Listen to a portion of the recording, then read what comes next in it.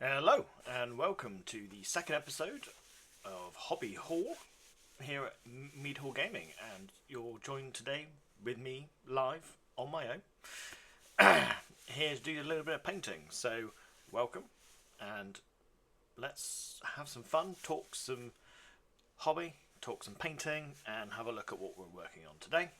And we're going to be continuing our line of Legions Imperialis models. I've got a big box of knights to finish off.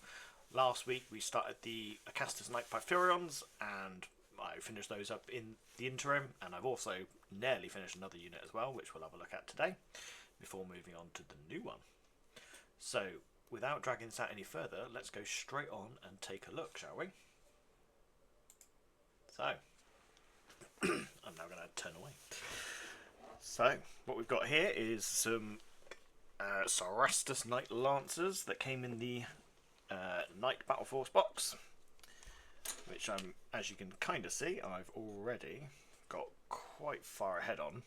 I've been painting those up the last few days, all in the same House Dracaran scheme, and I have to say these are some lovely models, and there is a little bit of options for posing.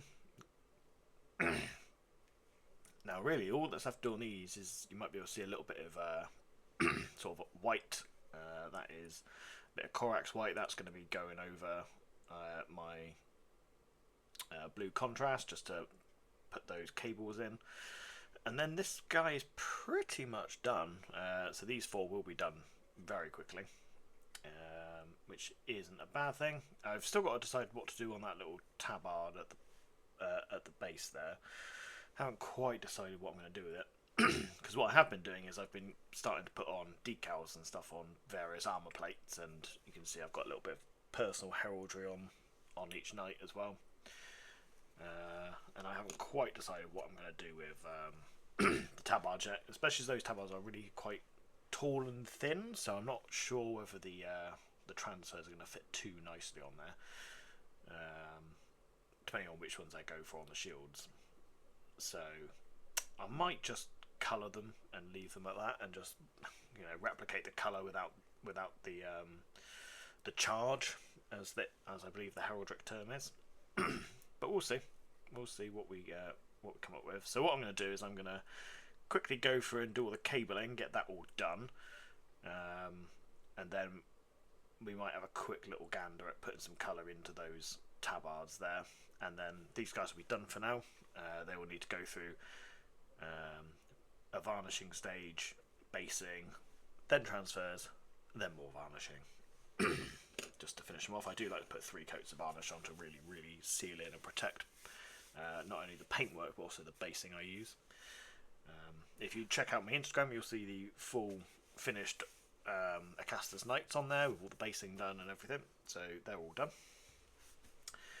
And obviously I sincerely hope that it doesn't take me 3 hours to paint those little bits of cable or the tabards, so I've already gone ahead and pre-sprayed up the next project, which is going to be some Questoris Knights ready to go. So these guys should be a nice little exercise. I've got 6 of these to do. We've also, as you can see, they've got no arms on at the moment. That's because the arms are magnetised, and actually so are the rocket packs as well, or missile pods. They're all magnetised up, so they can be painted. Now, we've actually used quite small magnets for the arms because the arm connection point is quite small. So I did a little bit of a test with poking it with a brush, and the brush moved it around a little bit too much. So we've got them separately, whereas these are quite solid on those with those magnets, so I'm happy to paint them in place. What we've got is all of the weapons are separate on these little holders I made and 3D printed, and that keeps them a little bit sturdier, so it shouldn't move around quite so much while painting. It will do a little bit, not much I can do to get around that. I didn't quite have enough of those little holders, so I have just got little sticks of magnets there to hold the rest.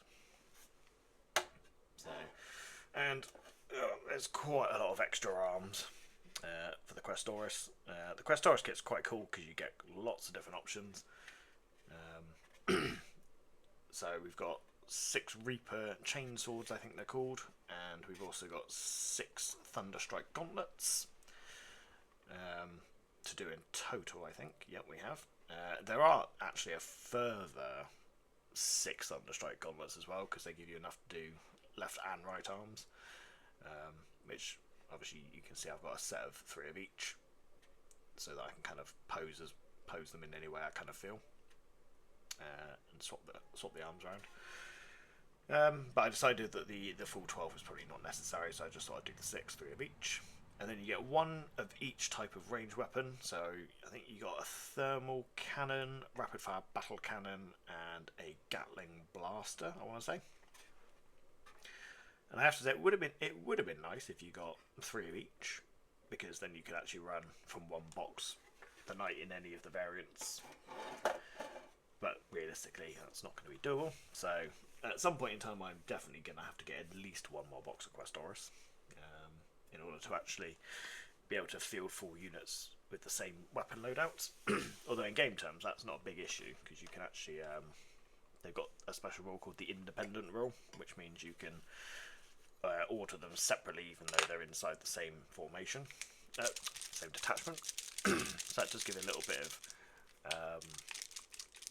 some options, which is quite nice.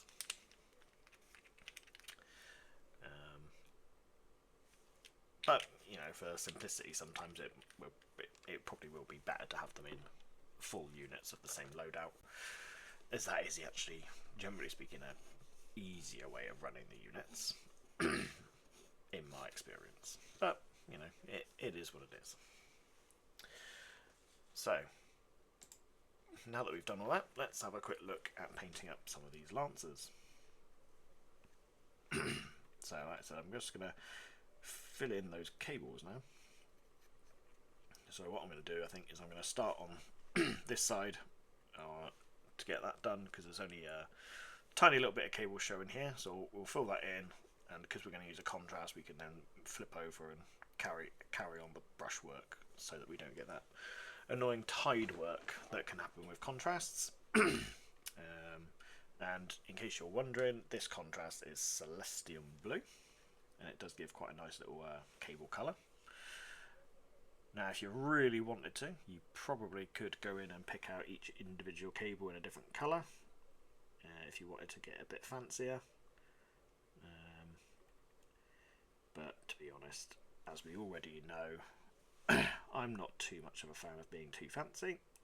I like my paint schemes to be nice and easy.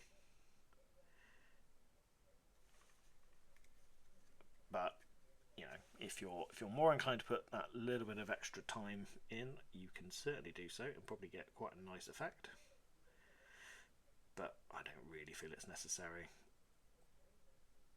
A couple of coloured cables, same colour, next to each other is absolutely fine as far as I'm concerned. And even if you don't want to do that, you could do different colours for different points on the model, but again, I'm just going to keep things nice and simple and keep it nice and coordinated, because it's a little bit simpler. But there's no harm in doing it any other way.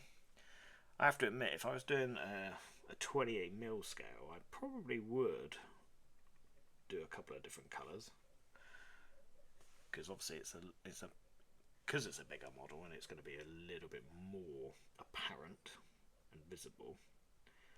I might consider doing a couple of different cable colours just for some variety. But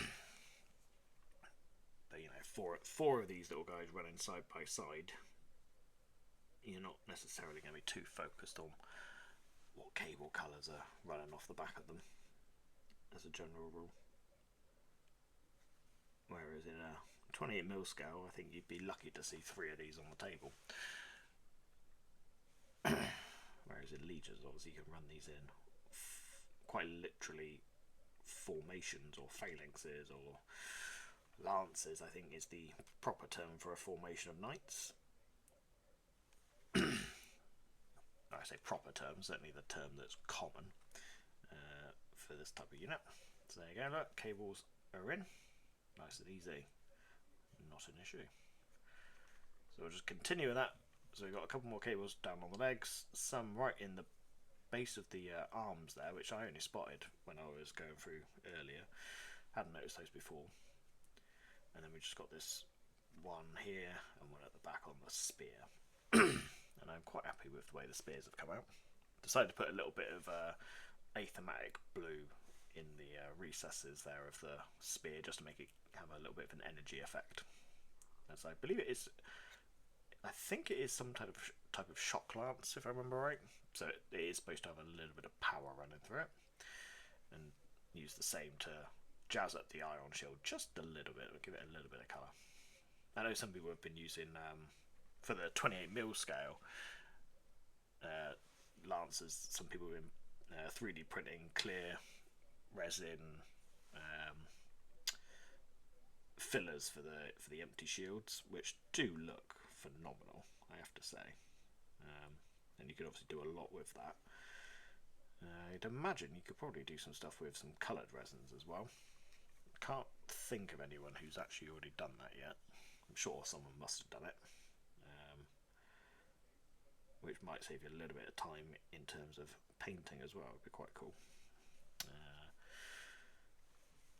And I have been toying with the idea of actually running Knights in 28mm, so for 40k, and potentially Horus Heresy, because I know myself and Zeta certainly have an interest in trying that out at some point in time. And considering how much I've been enjoying painting Knights and Titans, it's really put it into perspective that the Imperial Knights might be a good army for me in 40k, because I'd probably enjoy painting up a few of those. But we'll see. That's that would be quite a significant investment for me to start another army in 40k. But we'll see.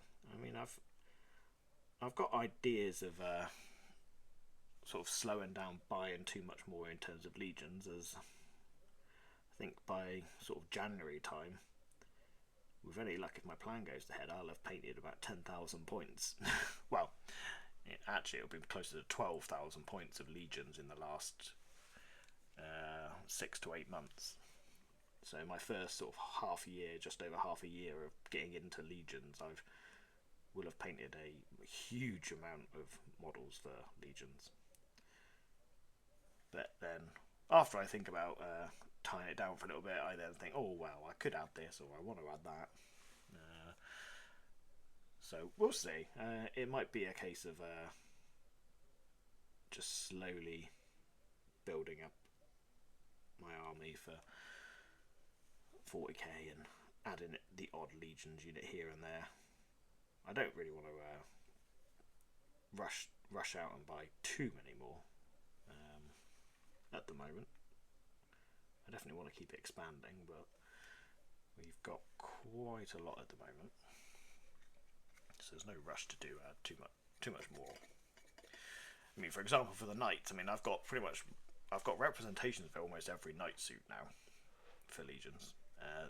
The only Knight suits I'm missing are the Akron and Castigator Cerastus variants, and obviously the Forge Rolled resin upgrade kits for the various Knight suits. But I'm not too worried about those, mainly because even in lore, this household probably won't even have access to them anyway, unless obviously I change my mind in the future. But that will only happen if GW releases them in plastic, because I'm not doing the resin ones. So we'll see on that one. But yes, so at some point I definitely know I want to get a couple of Castigators and Acherons, which they come in pop boxes. You can buy a box of 4 and you get 2 of each. Now the reality is I probably want 4 of each at least, so I could run full units of them. So that's at least 2 boxes, and then like I said, I need at least another 3 Questoris just so I can run them in full units. But then that will mean that my my Sarastas suits outnumber my Questoris suits, which shouldn't really be the case in terms of how the number should work for the number of suits a knight household is likely to have. I mean, I could make some funky law that says that they have, you know, more Sarastas class knights than other houses, and you know, therefore proportionally they have more than the Questoris patterns. But I actually quite like the Questoris pattern knights, and I like the idea that the Sarastas are more important and more specialised. So I will probably end up having to get a few more Questoris patterns, just on those odd occasions where I decide I want to run my full night house on the table, whether that's like 5,000 or 6,000 points worth. Well, we'll see. But I definitely want to be able to if I want to. So yeah, there's definitely a few more Questoris boxes on the cards as well. Then in terms of Titans for my Legio Invictorum, we've got after Christmas I'll have pretty much at least one of every Titan class except Warbringers and the Direwolves. Those are the only two night suits, the only Titan class units I will not currently own.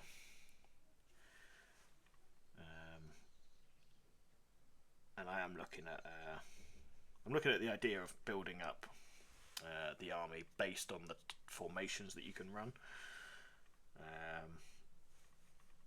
and sort of going along the lines of, well, I want to run X number, or I at least want to run one of each detachment at max strength. So I will buy units based on maxing out each detachment.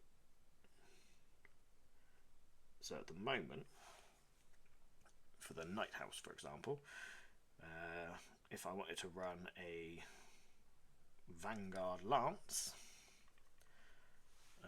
I would need, what's it going to be? I think it's going to be 6 Sarasta suits and 9 Armiger class suits to fill out the compulsory slots, which means I'm not far off being able to do that one straight away, because I already have 4 Sarasta suits, and I do in fact have 9 fully painted Armiger suits, or Armiger suits, which is great. I have also got another 9 ready to be painted as well, so that's 18, which will be handy because I can't remember the exact composition of the optional detachment units, but I'm pretty sure in the optionals you can run another 2 lots of Armigers, another unit of Sarastas, possibly 2, and I can't remember if you can bring Questoris or not in a Vanguard Lance. So in theory I've almost got enough to run that Lance, but then I also know I definitely want to run a Barony Lance, which again is 2 lots of Questoris and 1 lot of Sarastas as the compulsory slots. So that would be another minimum of 3 Sarastas class knights and 6 Questoris pattern knights, which again, we've got the 6 Questoris patterns, that's fine. And then obviously the various optional for detachments you can have as well. Now I'll probably base this ideology on just the compulsory slots for now, rather than worrying about maxing out with optional slots. So we're not too far off being able to run both of those maxed out with all the suits. We'd only need a few more Questoris suits, a few more Sarasta suits, and that would be it, actually, to be able to run all of the compulsory slots. Then I also want a Bastion Lance, which requires 4 Pytherion Acastus suits, or Acastus Pytherion suits. Well, I can tell you right now, I do have 4 already. I got the 2 that we painted up the other day, and then the extra 2 from this box. So I know I can run the max in that. But it also requires a Questoris formation detachment as well, which again, if I was to max it out, would mean I would need another 3. So those 6 there are already going in the Barony Lance to max it out, which means I would need that 3rd box of Questoris suits.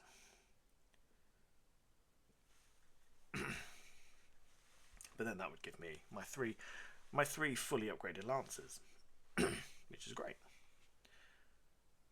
And you know, I've got a few extra armatures and stuff like that. So to start with, that would probably be my 3 major detachments done for my Knight houses. I don't think there are any more formations for the Knights at the moment. There might be. I need to double check. I know there's one that's based on the Forge World Knights, or the Questor Mechanicum Knights. But as I've already said, I'm not too fussed on those. I don't really intend on getting them, so that's a formation I won't worry about at all. So then I need to start looking at, well, my Titans. Well, I already know that I can fill out 3 of the 6, I think there's 6 mana pools you can run for the Collegia Titanica. So one of them, now they've got funkier names. I can't really remember all of them. I think the first one is the Axiom mana pool, which is a Warlord, a Reaver, and some Warhounds. I can do that. That's easy. I will have 6 Warhound suits, so that covers the compulsory Warhounds. I'll have a Reaver suit and a Warlord suit. Great. The Lupercal Light mana pool. Now that requires 2 units of Warhound hunting packs. Well, I've already used one of my 6, or one set of my 6, because they come in 3s, which does mean that I would actually need another 3 Warhounds. Now, the annoying thing about that is the Warhounds all come in sets of 2, no matter where you get them from. So I have to source an odd number from somewhere, because I need another 3. That's not necessarily a biggish issue. I'm sure I can figure that out somehow, possibly through eBay. And then that'll be that force done. And then I also I do not remember what the sort of big chunky mana pool is that requires a War Master Battle Titan, but as you should hopefully already know by this point, I already have a painted up War Master Battle Titan, so he's ready to go. So we'll be able to run that one, and there's no other compulsory slots for that one, so he can literally just walk around on his own. Which, to be honest, at 7 wounds, 12 void shields, and a boatload of guns, kind of makes sense really, because he is almost a small army unto himself at 750 points. And he does pack an absolute wallop. Played a game with my partner the other day, or wow, a couple of weeks back now, and we pitched my current force of Legio Invictorum against a combined arms force of Space Marines, and I literally just planted the War Master in the centre of the table and just marched it up the board. And sadly my partner made the mistake of not really using cover to their advantage, and kind of gave me line of sight with my War Master on turn 1 to pretty much everything in her army that was currently on the table. And the War Master proceeded to then annihilate about 2/3 of her entire army in a single shooting round. It was phenomenally impressive. I mean, again, that makes it sound like it's completely overpowered, and to some degree it might be. I've only tried it once, but there is a big caveat to that in that there was a lot of poor positioning going on, and I did roll quite well on a lot of my shots, and my scatters all landed pretty much where they needed to for the scatter weapons. It all just kind of fell into place and worked well. The War Master just annihilated everything it could see. So it kind of isn't very representative of what should have happened, I don't think, in a typical game. But it does show that, you know, if the War Master is for whatever reason able to catch line of sight to a significant portion of an opponent's army, it's going to obliterate it. Absolutely obliterate it. Which you'd kind of hope for with such an expensive model. And it does have a very, very powerful defensive profile as well. 7 wounds is pretty much unheard of in Legions, and then 12 void shields, so essentially 12 ablative regenerating wounds. It just made it oppressive to try and bring down. Or at least it felt more oppressive, but then that's not really surprising when, you know, I was running 5 Titans in that game, and on that first round I obviously activated the War Master immediately to shoot, so it was the first thing to shoot in the shooting phase because I had initiative as well, and yeah, it just opened fire, wiped out 2/3 of the opponent army. They didn't have 2/3 of their army to then fire back at it to bring it down, so it kind of makes sense that it felt oppressively defensive, and because it just didn't have anything really left to challenge it. So it's hardly surprising, really. So yes, I'd like to get that on the table again at some point and see how it fares now that we kind of know what it can do and how to deal with it. I don't think it'll be quite as successful, but I have heard some people saying online that it might be a little bit undercosted, considering I think it's only 100 points more than the Warlord, and has extra wounds, better armor, and double the void shields for 100 points, which I have to admit does sound like quite a lot. But I think the Warlord does in fact have more firepower overall, I think. Because I know because the War Master only has 2 main weapons. It's plasma weapons, the Suzerain class plasma annihilators, I think they're called, or something like that. And it does have quite a lot of different profiles and weapon platforms on it, but primarily it's those 2 massive guns, and then it does also get a pair of Warhound class weapons as well. So like plasma blast guns, Vulcan mega bolters, etc., etc. But I think the Warlord has almost as many defensive weapons, has 2 big arm guns, which it has more variety in its options, including one version that just has 2 massive bellicosa volcano cannons, which could probably crack through a significant portion of a War Master.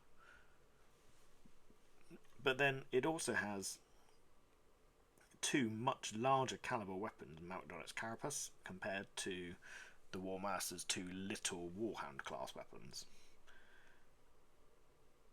So I think you do end up trading a bit of extra relative firepower for relative extra durability. So I'm not 100% sure I agree with it, but I can't really test that out or attest to that ideology until I actually test it out in game, which might be hard to do at the moment because I mean no one else in my team has any of those units to test that out with, so I might have to do a little test game where we run essentially Adeptus Titanicus but using my Titans and just run a few different classes of Titans versus my Warhound. Sorry, my Warmaster, and just see what the crack is, see what does what. I might even try a sort of a best of 3, firing off my Warhound and my Warmaster at each other and just see which one drops first most consistently. Best of 3 or best of 5 or something like that. Maybe with alternating initiatives. Maybe do like a 6 games, 3 where the Warmaster goes first, 3 where the Warlord goes first, and just see what happens and who blows up first. It could be interesting to find out what the reaction is to that. And I would like to think that the Warmaster should in theory win those anyway, because it's more points. But it'd be interesting to see what the difference is, or whether you could get away with maybe chucking in a couple of extra, 100 points worth of extra units somewhere to kind of balance out in points terms. But I don't know. It'll be a difficult one to test effectively, I think, but not impossible.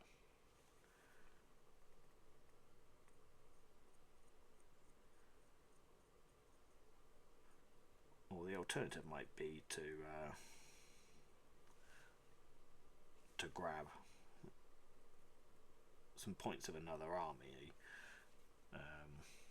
maybe some small vehicles or something, and just see what damage they can do and how much they can take in return, and compare them that way.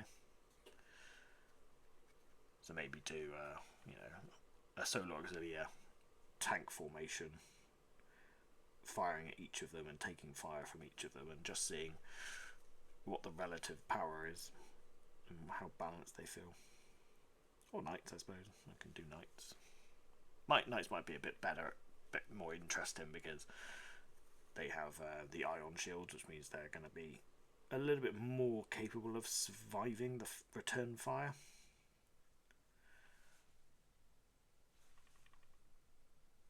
And we'll just see which one's more effective.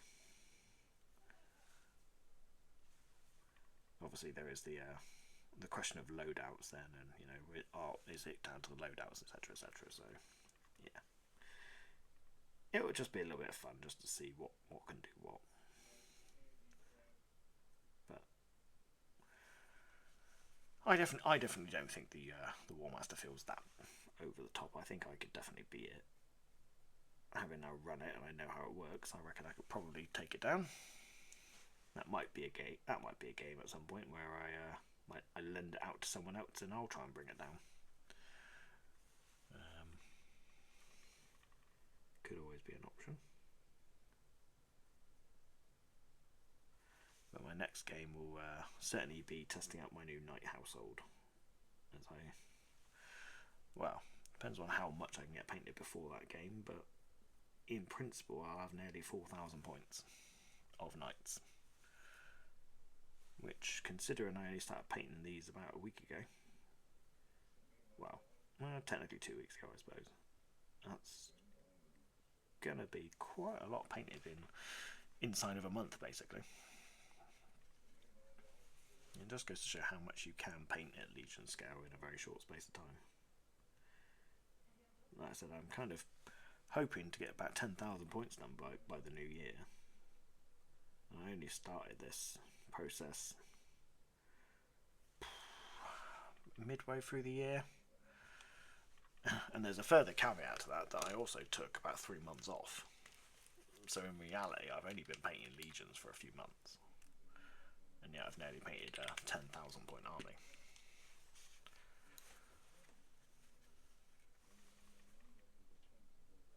Now, of course, I do have a YouTube channel, so I do like to try and have big armies and big variety. So you guys might not want to go quite to that extreme, but you could easily paint yourself a 3,000 point army, probably inside of a month, which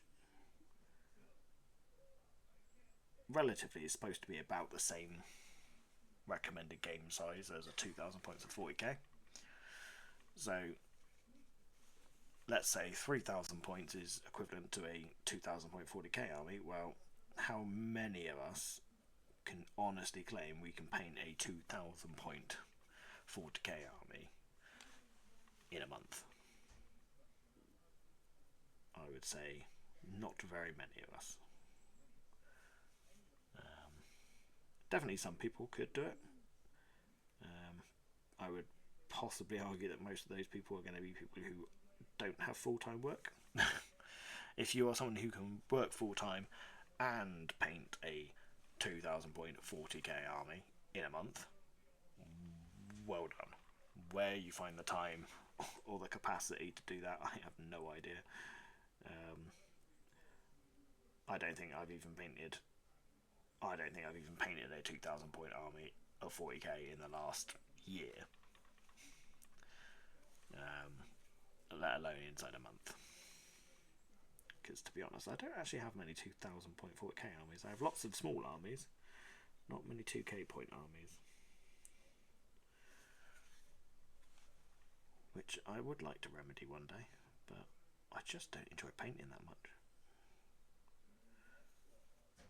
Hence why I'm thinking about the Knight army, because I think I might actually enjoy that and I might actually paint it. But I have learned a lot of techniques from painting Legions, which might help me enjoy painting 40k scale stuff a bit better, but we'll see.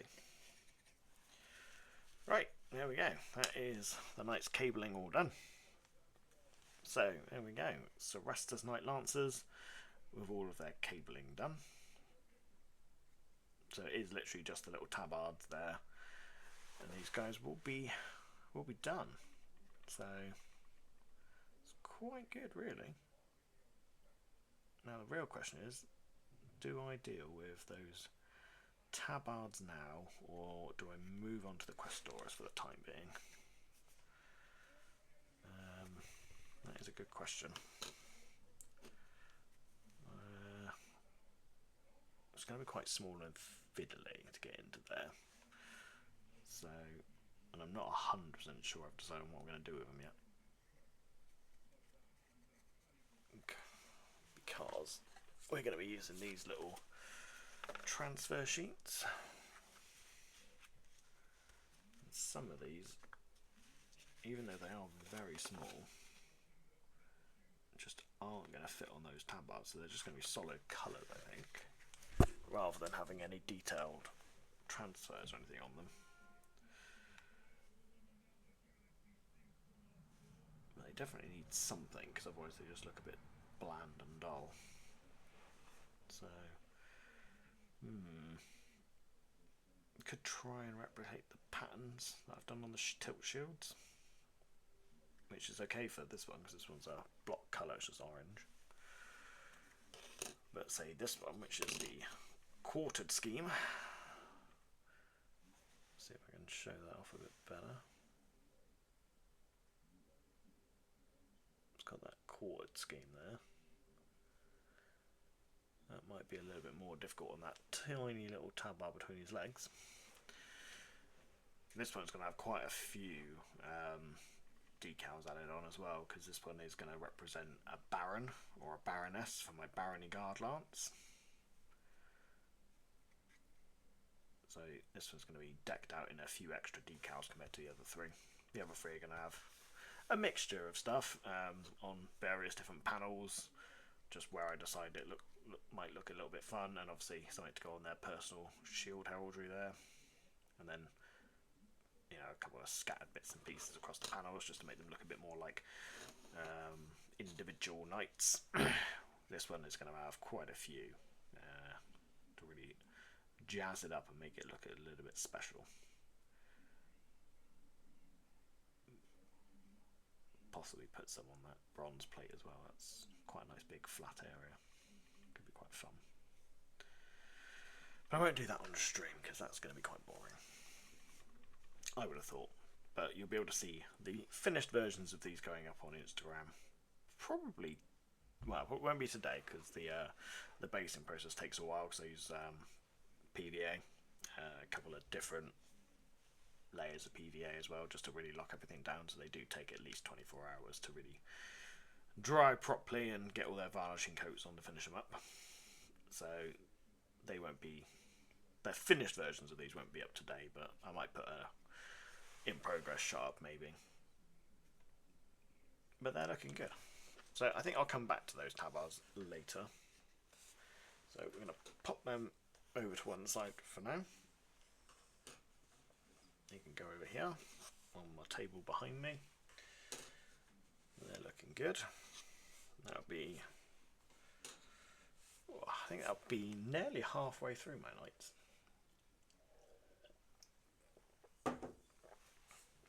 With them done. Right, let's start on painting up the Questoris. Let's just have a look at what bits we're going to paint. So, got a few armour panels to chuck on some Mephiston. Now, I know in a lot of artwork, the feet normally match the armour panels, but on my nights I've kept them silver, and I'm going to keep that theme because that's what I've started now, so that's what it's going to stay as. I think these are going to be relatively quite quick to paint up, I think, because there's not a whole lot to do, and they're quite squat and small. I think they look a bit odd, to be honest, the Questoris at this scale.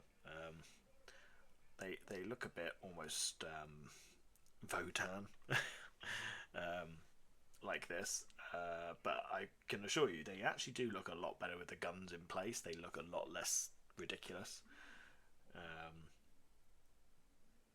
But currently, as they are like this with no arms on, they look a bit goofy. But they do look a lot better with paint on. That much I can guarantee, because I have looked at them with the arms on now. Right, so stage 1 of painting House Dracarin. Blocking in all those armour panels in Mephiston red. Now I do at least 2 coats of this, because 1 coat is never quite enough to fill it all in. When I say fill it in, to get that nice coverage. And we're going to use a slightly thicker brush for this job, because I'm not going to be too concerned about being too neat here. It is very much going to be slapping it on, especially on these big panels here. And the rocket pod looks like it's definitely going to have some red on it as well. Yeah. Might need a... These are going to be big black panels, so I don't need to bother painting that. And I think the, as I say, this rocket pod is going to have some red in here and on the top. Pick out those hatches back in silver afterwards, that's fine. That will stay as it is, probably won't add much to that. That'll be as is. There's a few little details that needs to be in silver still. And I do, on the others, I have these hatches here in red. It might be a case of actually taking that off temporarily, actually, to paint that properly. Okay, we might have to paint those up separately. Might have to see if I can get some more lengths of magnet to hold those onto something. But won't worry about that for now. We'll come back to the rocket pod. Or I will. We might not do that on stream. Right. Let's grab some red and start blocking in some armour panels. So, not worried about it being too neat, but we will try and keep it inside the panels as best we can, because I don't really want to be repainting stuff if I can help it, because it just saves time in the long run.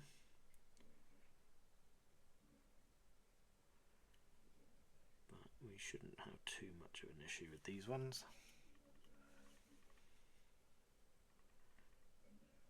because again, one thing I like about Knights and Titans is they do have very clear panels to colour in, which makes life nice and easy. So I've gone over a bit of the banding there, but that's not an issue because that's all going to be picked out in a different colour anyway. So I don't really mind that at all. So all the banding is done in bronze, so it's going to have to be repainted anyway. Trick is just not getting any of the red and any of the silver components that I want to be a different colour, or I want to stay silver even, because then I don't have to get out the lead ultra for much. It will be a little bit because I think there's going to be bits on the carapace I'm just going to slap on the paint over the top, and I'll have to pick out some bits again. That's not too big of an issue if it's only small bits. It'll just be a quick clean-up run, which is fine. We don't mind a quick clean-up. So there we go, that's those knee plates. Looks like the majority of those knee plates are designed to be mostly metallic surround, so it's just that little bit in the middle there. Okay, not being very careful here, we're just chucking it on. Got the thigh plate, again that's mostly metallic, so just slap on the red there, slap on the red there. Go. We've got that chest plate there. Definitely want to paint that chest plate. Now the interesting thing is normally I only paint red around things that have a very clear definable edging on it because it stands out, but in this case the chest plate doesn't actually have, unlike the Cerastus, doesn't have banding around the outside, which is interesting. I wouldn't normally paint that if it didn't have that. That's a good point, actually. Are there any cables under the chin? The Cerastus. Ah, there is, but they're ribbed cables, and ribbed cables I always paint black, so that's fine. So I don't need to worry about those, because they're already black. This one does have, I can see some little cables sewn underneath the head. They're going to be hidden by all that, and it's all in shadow, so I probably won't even bother painting that, to be honest. As I don't paint things that tend to be in shadow, because not much point. But in here, we are going to break my rule, because I'm pretty confident that these should have a bit of colour on the chest. So we are going to paint that in, even though it's not got any trim.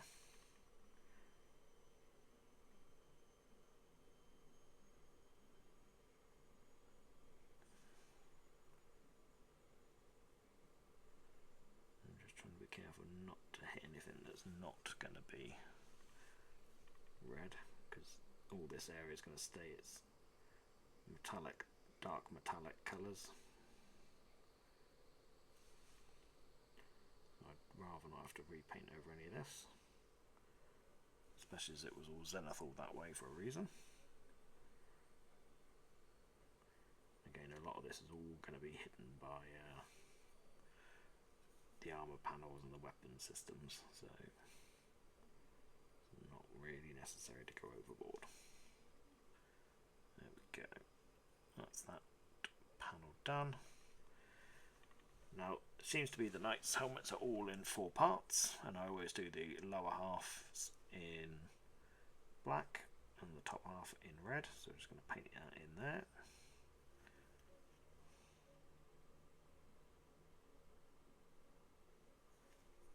Done.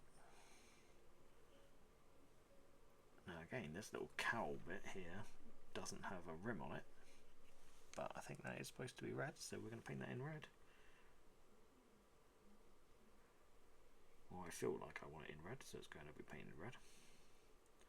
There's no supposed to be, I suppose. It's my own custom scheme, so I do whatever I like, really.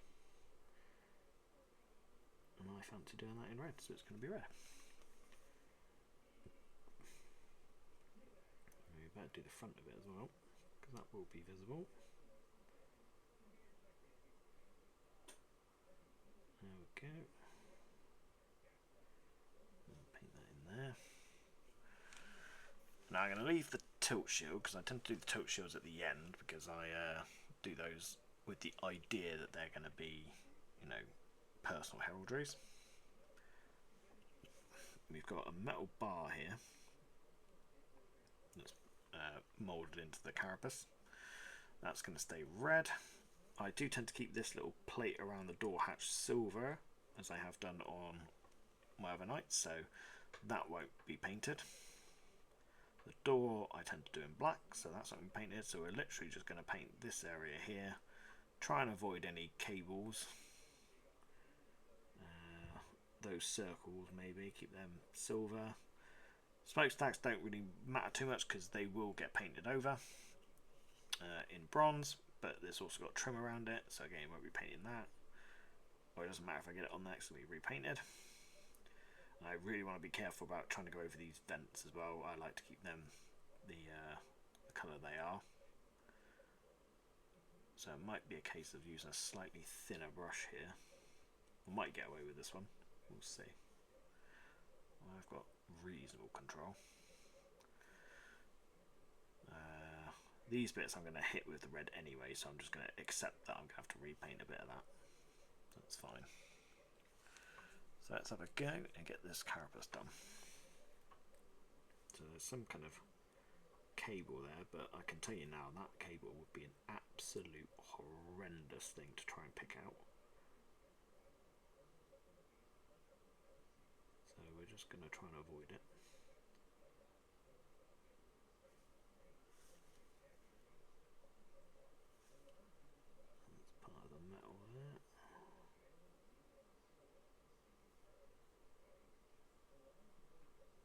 Going to go around all the bits that we want in red.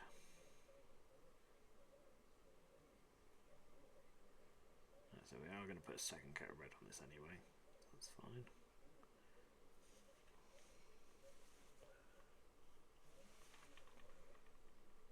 I'm going to need a thinner paint to go into there and there. So we'll come back to that bit. We'll just carry on down this way.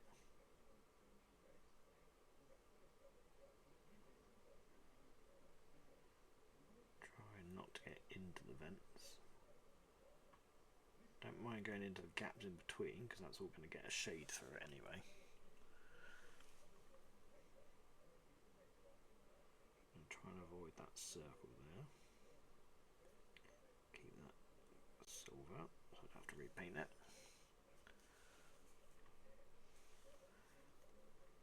Whereas that bit there I don't mind painting over because it's going to be painted over in bronze anyway.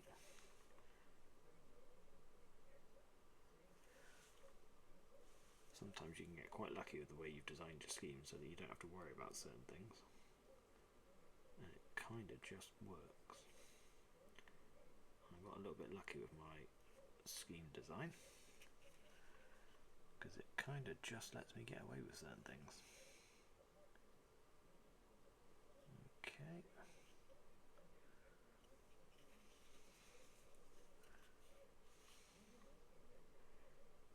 Try and avoid anything I want to keep metallic,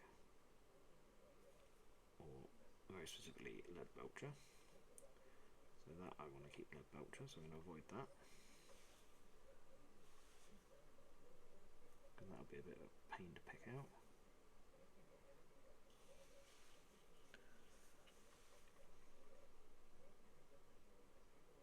Because it's quite a thin piece. It'll be very easy to accidentally get the silver over it.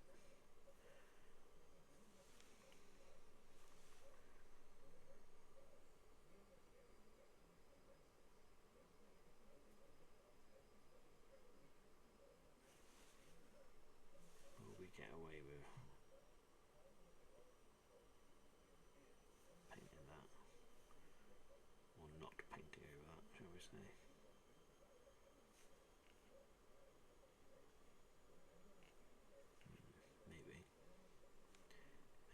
Maybe.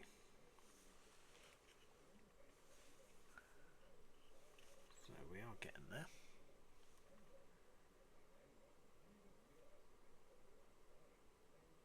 Just going through all these different bits.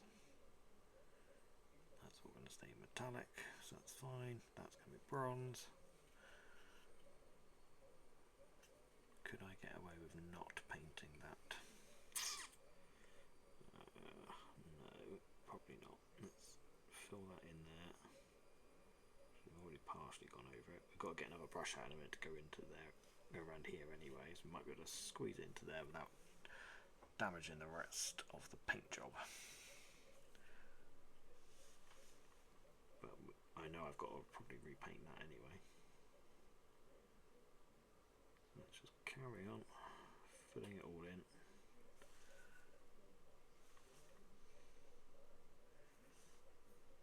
Sometimes it is okay to just go absolutely crazy, slap the colour on and just know that you're going to go back over and pick things out.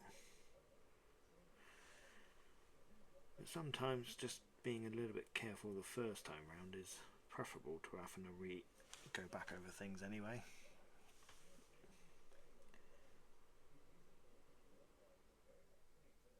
It very much just depends on how you like to paint. You could just slap this all on and pick things out.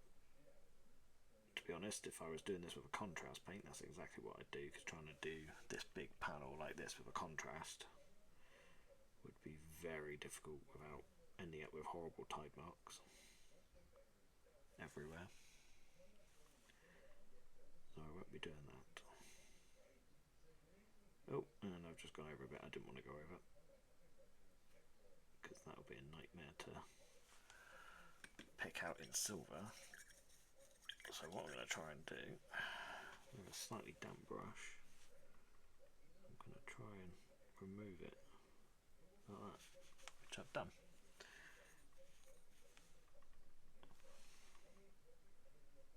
I've got it off the silver work there.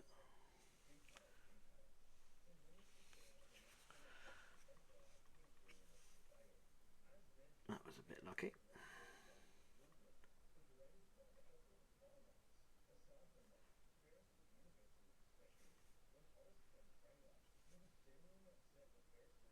This red has got very watery because my brush is probably a little bit saturated.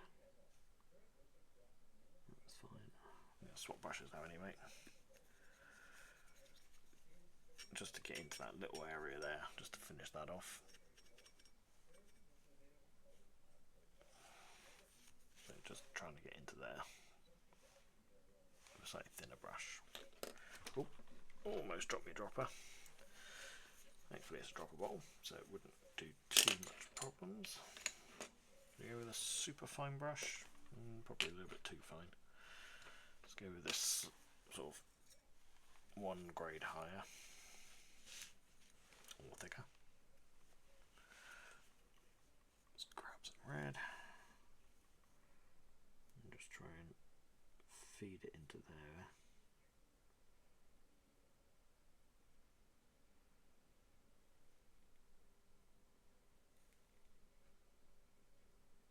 Without going over the bits of metallic. Perfect. Nice and easy.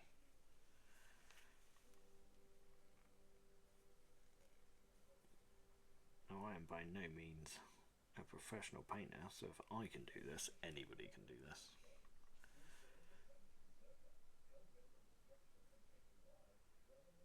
But just being a little bit careful here. It's going to save me some touching up work later. Now, I'm going to go to a third brush this time. There's nothing wrong with swapping brushes, even if it's the same colour. Something, I don't know why, but I don't know whether you've ever had this, but I've always sort of, when I start on a colour with one brush, I've always had it in my head that I shouldn't change my brush. You should pick the brush that can do the same job throughout. That's just erroneous, really. You shouldn't really have to feel that way. We'll do it like that. I've got a little bit of red on there, which I don't really want. So I'm going to try and get the damp brush in there. Okay, so not bad to get a little bit of silver on the inside there, but that's fine. We can just touch that up. That's not a big issue. So overall, pretty successful. Got the red on, or the first load of red on, pretty quickly. I don't know how long that took. Probably only took a couple minutes. We're only an hour in, and we've already practically finished off the lancers, and we're almost done with the armour panels on one Questoris already. So the next step would be to go back over all those panels and just block in the red again.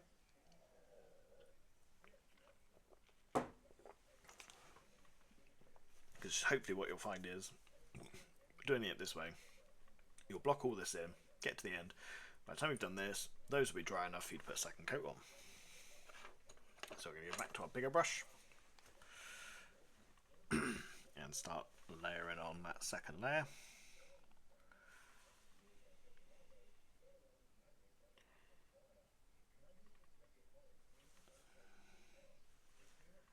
And I tend to find 2 coats is more than enough to get reasonable coverage. And even if there is a little bit of that undertone showing through, what I do is I do an all over wash on these anyway, and then that just pretty much solidifies everything, and you can never tell whatever colour was underneath, regardless. Now the first time I painted these on the first ever live stream that I ran, I did go back over all the reds in with a Blood Angels contrast. It shifted the tone a little bit on my little armatures, but to be perfectly honest, having painted after I painted up the Questoris Knights, I decided that actually that was probably an unnecessary step.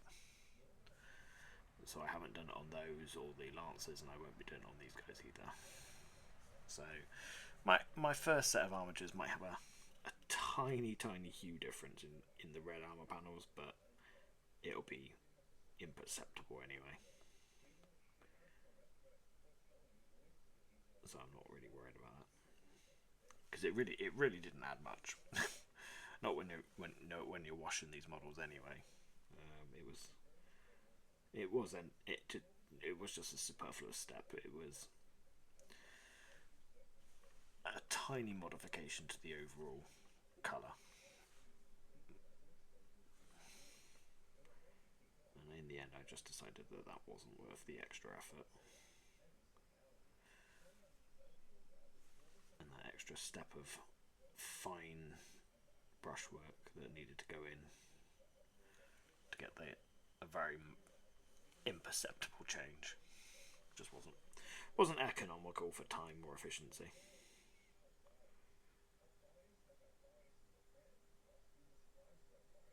I could spend that time painting up the rest of it a bit quicker and getting it on the table, and that to me is more important.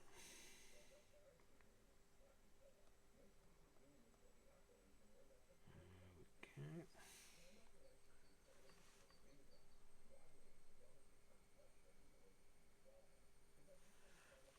It's getting quite a nice cover.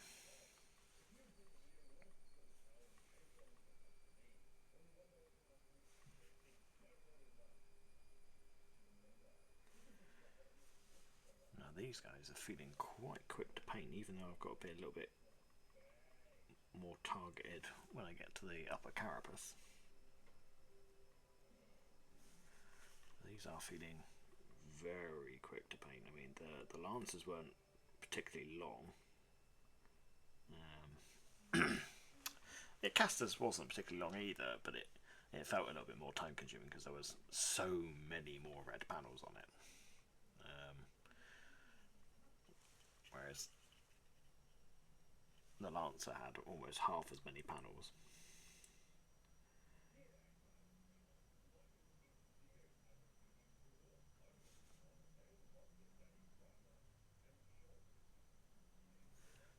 Whereas these guys just have a few panels.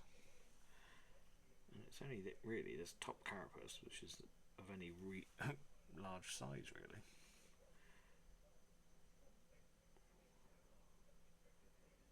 The way I do the black panels as well, I mean, just run Black Legion contrast painting done. It's very quick and easy. And that generally is just one heavy coat and it's done. So again, we'll come back to these with a smaller brush, but we'll continue with this brush to get all this bit done.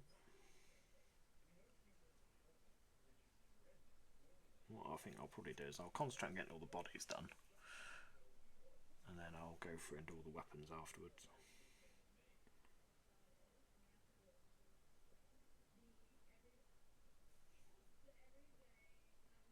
What I like to do is I like to get everything done up to the wash stage on one model, and then go back, or then move on to the next one, do all the panel work, do all the basic work, get it up to the point where it's ready to be washed, and then wash the next one, and carry on until I get to the end of the run of models I'm doing. By the time I'm ready to go back to the first model, that wash is normally well and truly dry by that point. So I kind of do it model by model, with the grand exception that once I've got all the washing done, which basically means I've done 90% of the model at that point, I then move to a batch process where I paint everything in one go, like you saw me doing with all the cables on the Questoris Knights. I start batch painting at that point and just block those in one go, because I'm not waiting for anything.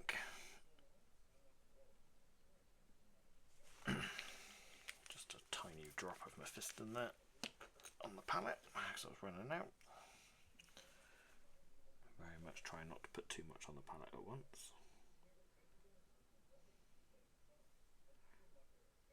I've also not got the palette too wet this time, so the paints are actually lasting a bit better and not being diluted over time too much by the nature of the palette, which is quite good. I learnt that from last time, which to be honest is disappointing it's taken me that long to learn that, considering I've been using a wet palette for well over a year now. But you know, sometimes you're too concentrated on something else, you're not actually paying attention to what you could be improving.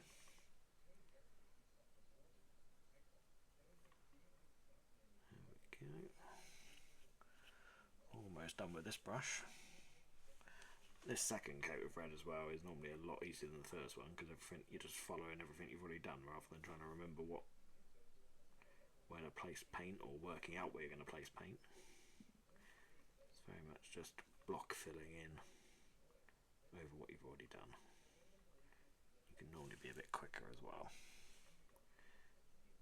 especially when you're doing what I do, and that's do your washing as well. Even if you don't get right up into the edges or the deep recesses with the paint on that second coat, it don't matter that much, because once that wash goes on, it's going to fill in all those areas anyway, and you won't actually need to worry about them. If anything, they'll probably look a little bit better for still having a bit of that undercoat showing through, but either way, it works perfectly fine.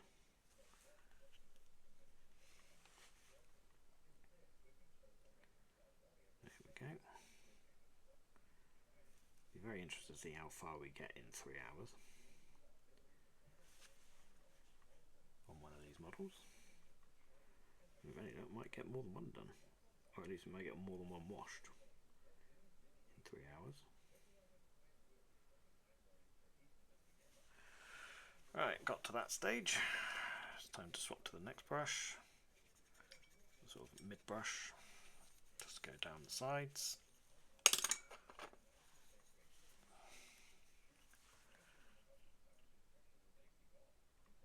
Again, I probably could get away with just leaving that to the wash, but we're going to go over it anyway. It's good practice for doing these smaller bits.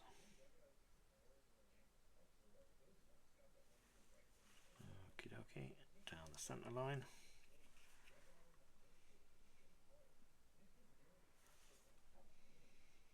Little red on the brush.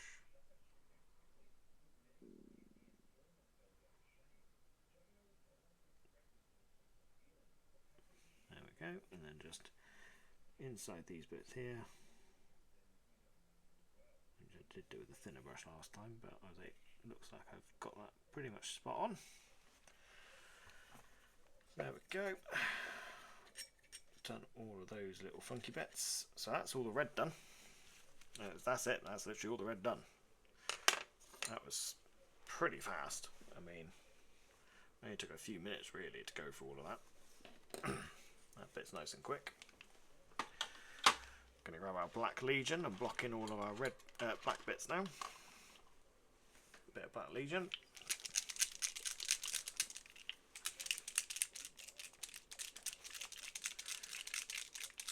Get those shoulders. Get that hatch done. And the little bit on the faceplate. That won't need too much colour here, so just a drop. Grab that small brush to start with, and we'll just block in that faceplate there. Okay, you don't need to be neat here. We're going to go over that anyway. Grab a bit, slap that in there, and on the other side.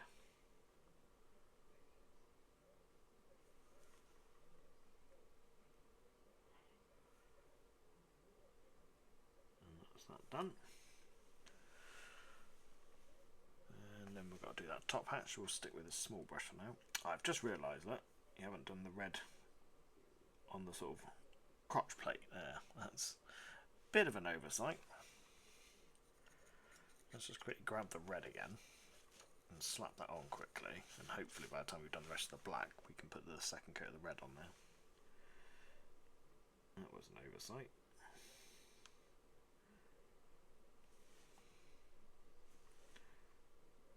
Continue with this smaller brush for now.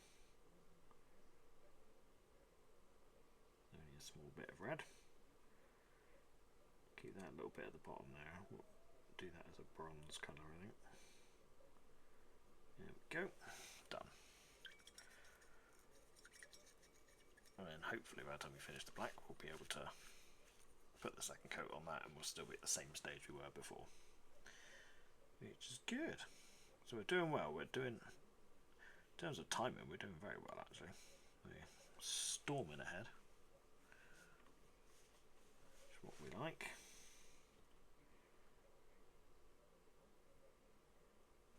Definitely want your smaller, lower pointer models to be nice and quick. When you say lower pointed, I mean each one of these is 180 points. They're not the cheapest unit.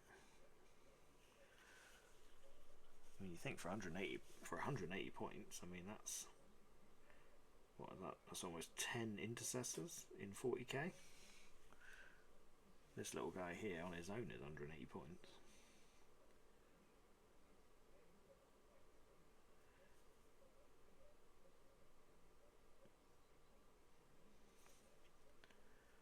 I mean, even when you scale that up, a Questoris Knight in 40k, I think is between 400 and 500 points, I think. So you think about that, I mean, they're the equivalent in points of 2 10-man Space Marine units in 40k. So the equivalent of 20 Marines. Whereas in Legions, I think a base of Marines is something like... how much are they? I can't remember. I think it's like 10 points-ish for a unit of, I want to say 5? Well, a base I think is about 10 points-ish, which has 5 models on it, I think. You know, I'm going to double check now because I'm interested, like, in terms of scale, how much more Space Marines can you get? So I'm just going to quickly pop over to a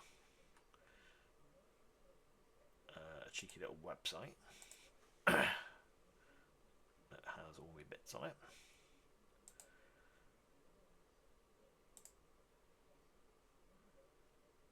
So let's go for Astartes.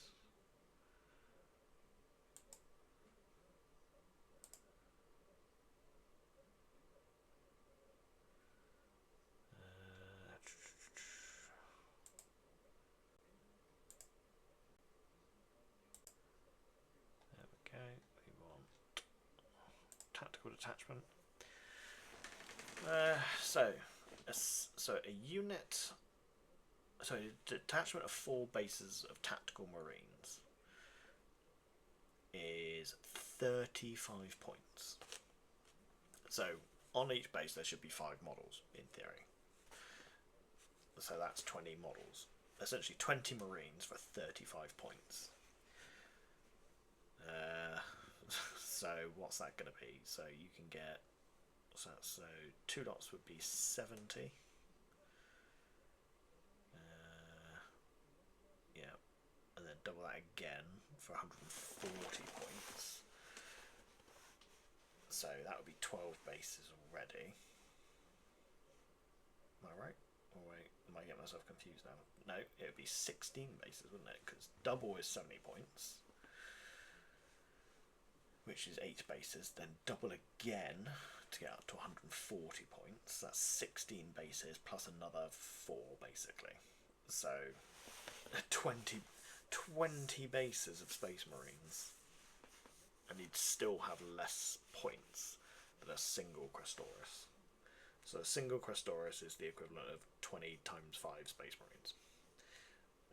So that's about 100 Space Marines. So each Questoris model is the equivalent of about 100 tactical Marines. That's quite a significant change.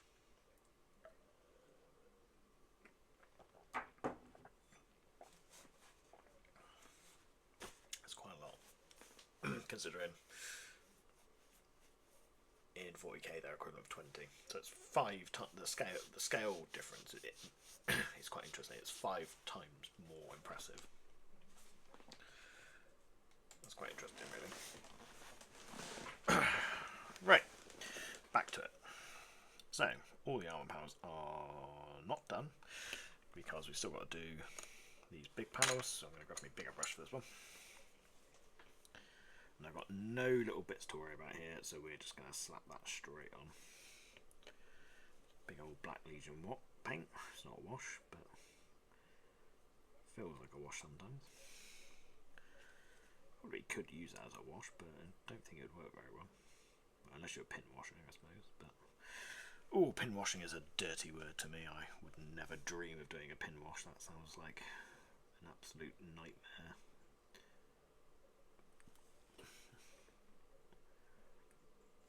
All hail to those of you who are willing to go to the effort of pin washing, but I'm not one of them. That's for sure. I'm very much if I'm going to wash it, it's got to be an all-over wash to make things nice and quick. So we're getting up to the point on this paint scheme, I think, where we start to hit the ugly stage, where that red is looking questionable, and the lack of any differentiation in the metallics is again making it look very unpleasant to look at, shall we say. But it's all fine, it's all fine, it's gonna get better. And that's the thing with painting, is it always, or in my experience, always looks a bit rough part way through. Sometimes it looks rougher up until the final paint goes on, to be honest. In some cases. But you just got to bear with it, keep pushing through, and eventually it'll all come together. And almost invariably always does. Maybe I'm just lucky. We shall see. There we go. That's, well, it's almost all the red done now. I've got to redo that tabard again, putting that extra coat on. But as predicted, it's nice and dry, so we can pop that next coat on. And voila! There we go. So that's one Questoris Knight with all of its armour panels base painted in. And I have to say, that was quite quick and painless, to be honest. So with all that done now, it would be the next stage of the paint job, which is to get the metallics done, or the first stage of the metallics done, which in this model's case is going to be, now I have a method for doing this. I always do the big sort of, I like to do all of the armour panel trim first, get that all done, and then once that's all done, I go around the entire model and just look for key areas of commonality, which I always paint a different colour.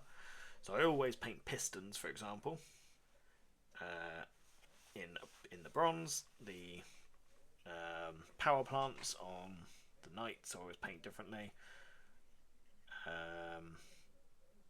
and on this guy in particular, you might not be able to see this very well, but there's like a little node here. It's very small. It's a very stylized little node, which you should be able to see on the spear here, which is like this. It's like a circle with 3 little cuts in it, or a semi-sphere with 3 little cutouts in it. I always paint those in bronze, and I've done that on all of the knights so far, so if I see one of those, I know I pick that out straight away. And just having a look on this one, the only other thing I'll probably pick out in bronze is probably these smokestacks here, or exhaust vents. So there's only 2 little pistons on the back, the little nodules on the back of the leg plates as well, that power pack there,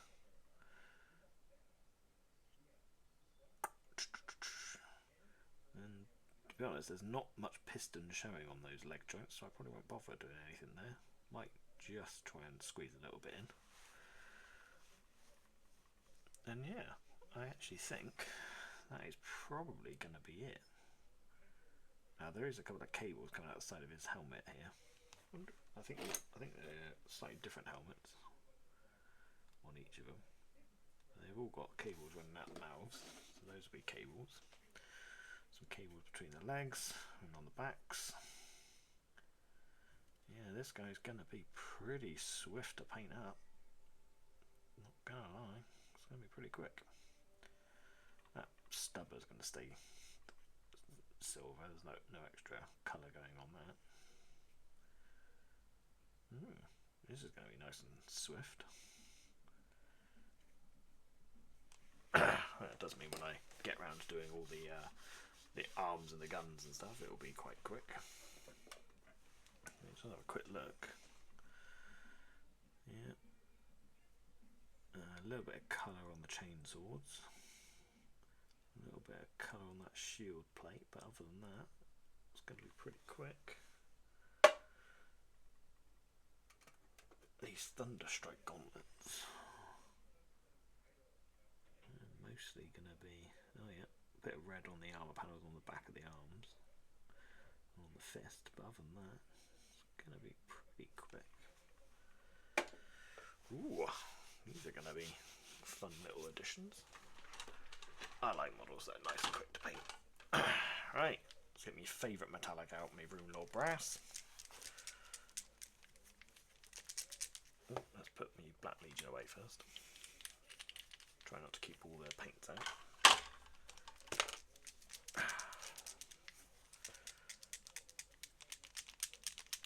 So hopefully by the end of this stream you'll get to see this guy painted up to the wash stage, get the wash on, and hopefully by the end of the stream I'll be able to show you what he kind of looks like post-wash, because these guys I definitely feel like that first wash, and I do a second couple of washes, where I chuck some rattling grime and basilicanum grey over some of the bronze bits so that they don't look the same as the bronze trim. The bronze trim I keep at the Black Legion wash, at the what's it called, Known Oil wash. That just stays as is, and then any of the extra bits I picked out, like the pipes, cables, anything on the weapons, they get that extra wash of either basilicanum or rattling grime, just to help them stand out, so that they don't look the same as the rest. Right, so first thing, trim. Now, particularly on like the legs, it's quite obvious where the trim should be bronze on the back end as well.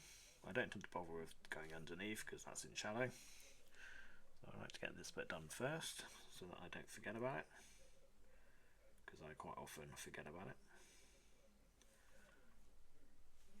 So let's just grab a rune or brath and go over the back of the panels, or the edging. And again, it does help to just add a bit of colour into the back of the model. This is something we discussed on one of our podcasts recently between myself and Zeta on our YouTube channel, where he very much felt like there wasn't much need to paint the back of the models in any level of detail, because that's not the part that you tend to look at. And my counter argument to that, and is the reason why I do actually like to put a little bit of variation into the back half of the models, is because when I'm playing, I'm quite often looking at the back of my own models. I don't tend to look at the front, because they're normally pushing forward, so I don't get to see any of that. So it's quite nice for me to have something a little bit more interesting to look at. So particularly on my Space Marines, I like to make sure their backpacks look quite detailed. I say detailed, I pick out more details, should I say. As we know, I'm not much of a painter, so I just pick out different details so that I've got something a little bit more visually interesting to catch my eye.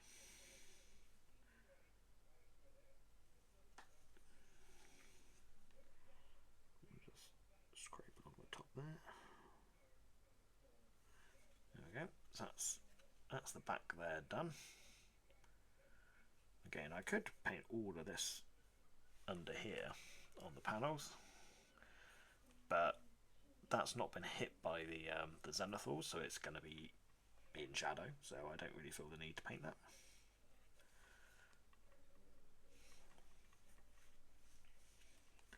That is one of the benefits of doing stuff like zenithals, is it kind of helps to determine where you want to paint and where you don't. I mean, you could, I suppose, go in and paint them anyway, but I would argue that kind of defeats the point of zenithaling in the first place. You might as well have just done an all-over coat.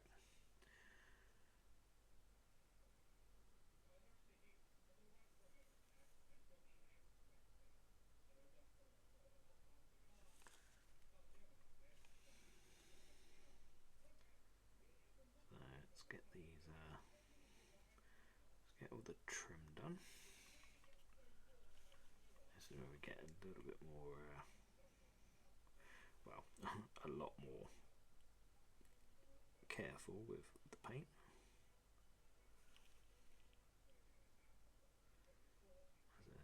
There's small details,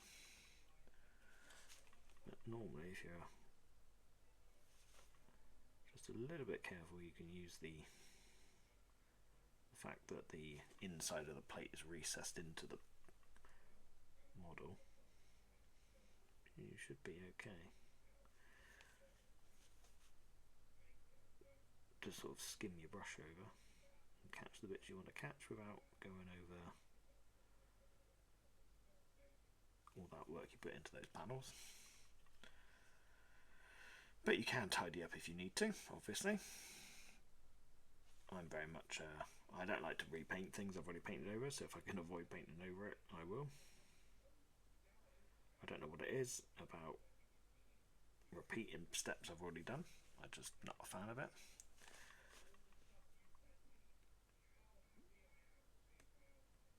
That's why it was a bit of a risk for me to do Mephiston red on the panels, because I know that that paint does not cover in one coat very well. You always need to.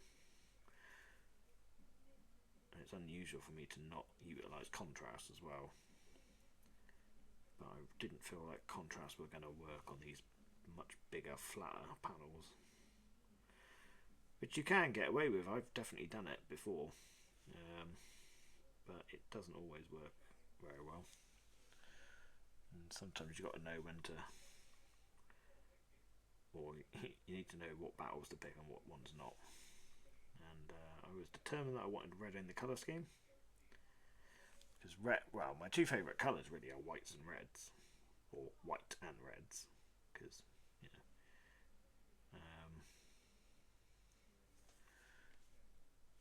but white is not a colour I have ever enjoyed painting, and I know there are easier ways of doing it, but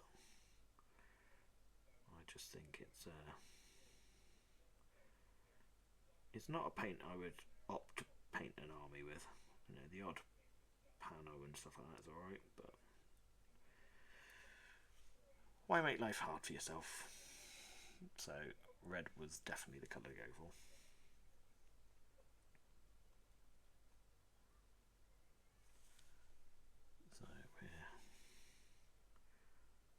Whipping around all these armour panels, getting all that trimming. And I don't know why, but I fell in love with Rune Lord Brass while painting my Necrons up. My Necrons tend to feature a lot of Rune Lord Brass.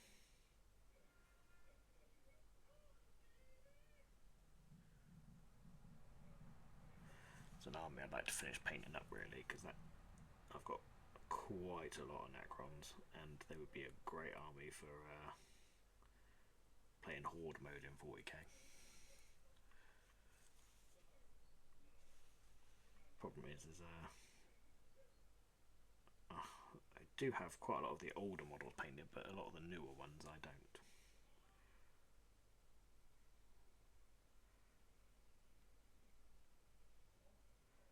Because again, I'm just not a fan of painting them. It takes too long. Maybe I'll once I got a lot of these Legions kits done, I'll probably start painting up some stuff on painting up some 40k on the live streaming. And that might feature some Necrons potentially. I think I'll probably be doing some Alpha Legion to start with. So I've got quite a few of those ready to go. And I feel like they need to be done, especially as I'm going to use them to sort of fill out my Knight army for a while.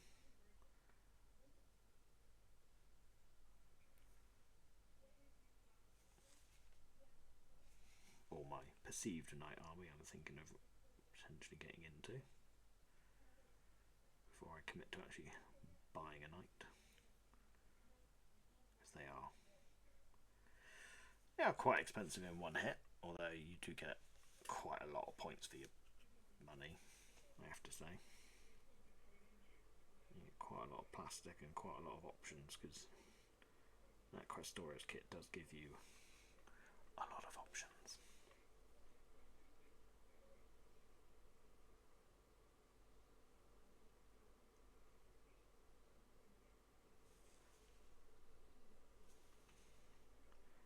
Dominus class kit I don't think gives you quite as many options, but I quite like that kit. I know I think it's Jay from Eons of Battle doesn't particularly like that kit, and I've heard his reasoning, and to a certain point I get what he's saying, but to be honest I just quite like the look of it. It's a big stompy robot with some more guns. Yeah. Each to their own, can't like everything.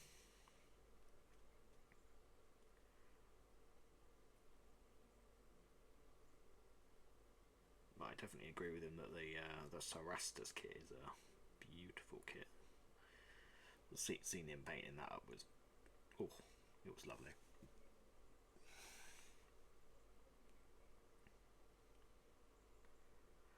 He painted his up though in the same scheme he's done his Titans, which it's cool. That's fair. He's got a really nice, very well painted scheme. I like the different factions in my armies to have a distinct look, so that when they're all on the table together, it looks like the combined arms force it's supposed to be, with some elements of crossovers, nice, but also it's quite good there when you want to play against your own armies or lend someone an army to use. Then it's very easy to distinguish, well, I'm playing this army, you're playing that army, let's go. So, you know, that's the way I like to do that. Which works for me, that's how I like to do things, but I can certainly see why you'd potentially want a cohesive scheme, because then it is very clearly one army. But I like to have the variety, and it gives me an opportunity to play with a couple of different paint schemes as well, which again I'm not overly keen on going over the top with, because I don't like going over the top with in painting, but it's definitely worth doing on occasion.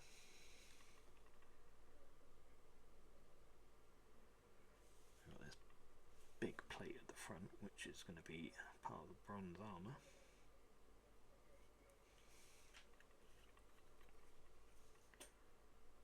It's all looking very nice.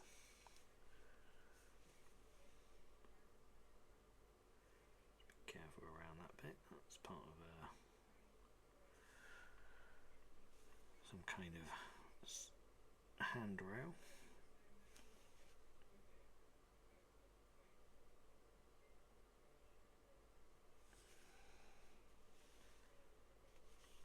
Just going to be a little bit careful around that shield. Don't really want to paint on that shield.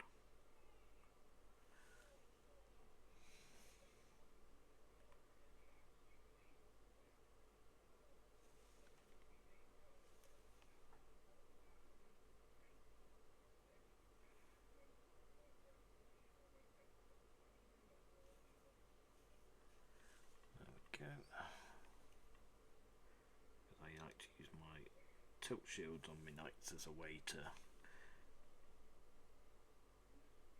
express personal heraldry. Except those bigger Questoris Knights, they don't have any tilt shield or anything like that, so they've got bigger banners, so that's where their heraldry comes on. Whereas those Cerastus ones don't have big banners, they have those long, flimsy ones. Whereas these guys also have reasonable sized banners, so they might have matching sets, or I might do it slightly differently on these, we'll see. Alright, so keep that. We got that big bit of panel at the back there, that all needs to be, because that's part of the armour.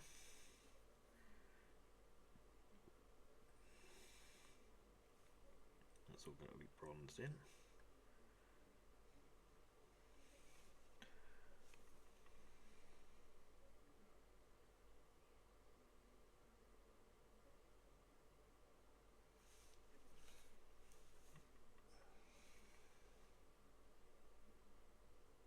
All these Questoris are going to be done really quick, I can feel it.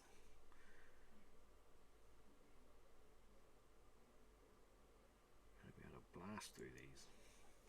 Which definitely means hopefully I'll be on track to get my entire knight army painted up well within my time frame that I wanted to paint them up in. I wanted to get them all painted by sort of middle of this week, because I've got a boatload of terrain to paint, ready to hopefully do some Legions battle reports at some point in the early new year, possibly January, but maybe February, depending on where we're at. And obviously we need terrain. There we go, that's almost all of the armour trim done already. I have to say these Questoris are actually really nice to paint. They're nice and easy. They are really nice and easy.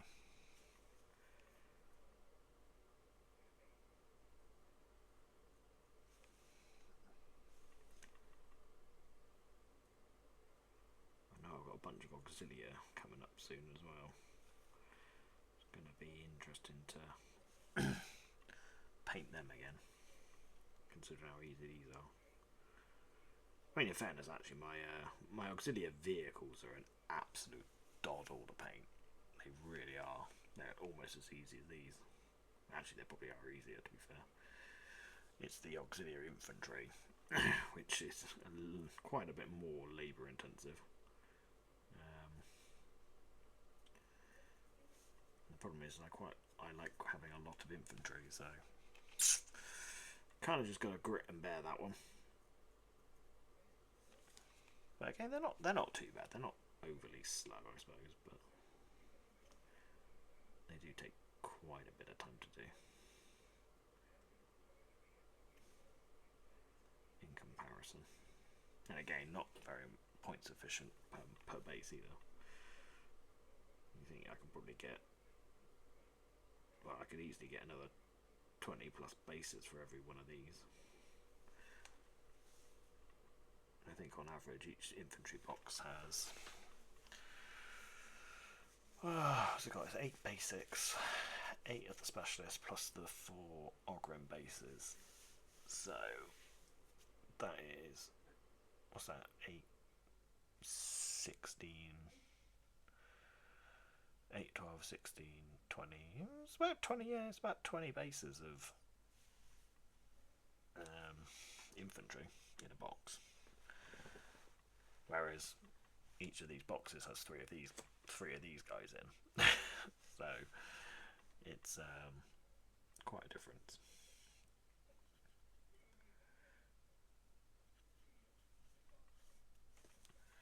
Alright, almost there. Might need a little bit more bronze on the old palette in a minute. But probably won't need much more because there's probably not much more bronze to put down.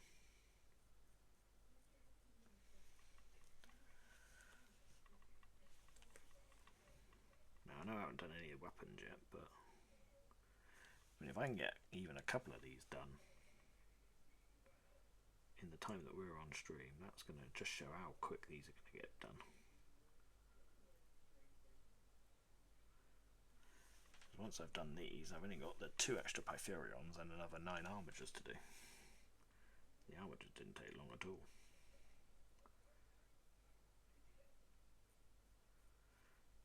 And these are going to take a little bit longer, only because they've obviously got a few extra weapon options as well. But even then, I don't think that's going to take very long. Oh, I flicked over onto the black there. Wet brush.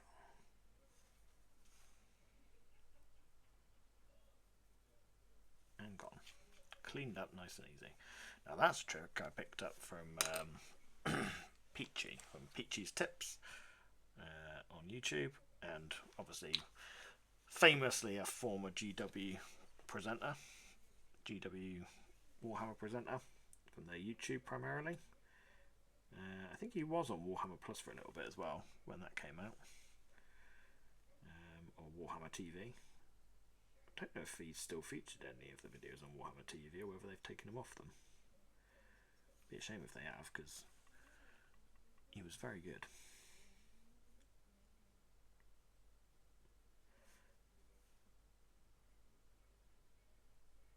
I don't know, Duncan is quite famous, but as a former GW presenter, but I have to say, as much as I like Duncan, he's fine. He's quite good.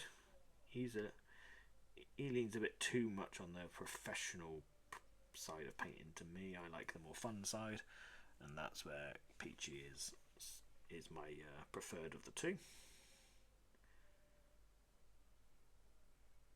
And that's no comment on them as people. That's just I prefer Peachy's style and presentation as well. That's just a preference. And Louise from Rogue Hobbies is also very good. I quite enjoy her videos. Her painting style is not really my way of doing things either. Again, she's very good at what she does, but it's very quirky. It's probably a nice way of putting it.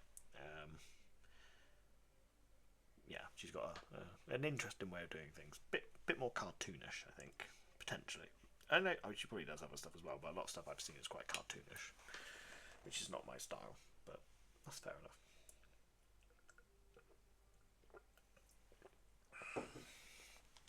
But yeah, Nick Baton's a very good presenter. He's still with Games Workshop, I believe. Certainly last time I checked, which was only a couple of weeks ago. I think I was watching some on Warhammer TV the other day, and he was on it. And he's very good. I'd like to meet him in person. Actually, he seems like a very nice bloke. He's very enthusiastic, and that comes across very well.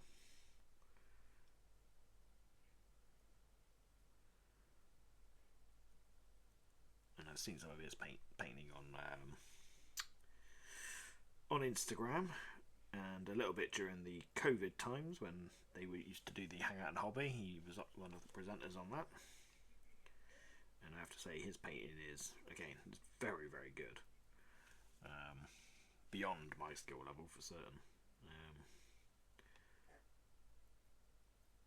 But I don't think he's actually. No, he's not.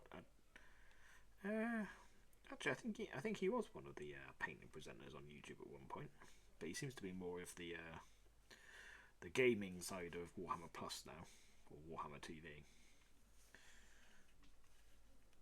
I think that's where he's predominantly featured now. I don't think he does any of the painting tutorials anymore. To be honest, I do tend to prefer the painting tutorials that they release on their YouTube channel, because they're much more my level. The ones you get on the masterclass on Warhammer TV, again, if you want to push your painting capability, they're fantastic from what I've seen. I have watched a few. I enjoy watching people paint, ironically. I say I enjoy watching it. I quite enjoy watching it when I'm doing other stuff or to get some ideas. I can't say I sit there and watch them like I would a TV show, but I do quite enjoy a good painting tutorial, so I can get a little bit of inspiration. And it's normally inspiring me to think, oh, how can I do that but quicker or more easily? Okay, so we have almost got through this entire model up to the wash stage now. And once the wash stage goes on, there's almost nothing left to do apart from a couple of extra washes and some cabling. Tends to be it, really. Put a bit on those pistons, make that stand out a bit. Nothing else to bronze up there. I've already done the smokestacks. Got me little nodes. Looks like the nodes are on one side.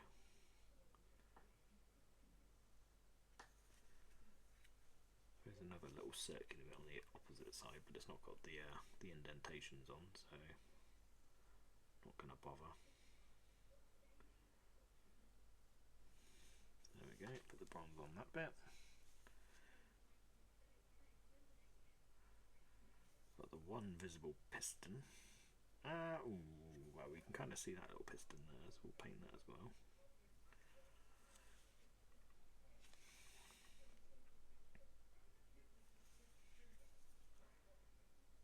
So that is actually meant to be a piston, but the way they've designed the kit, they've not left it as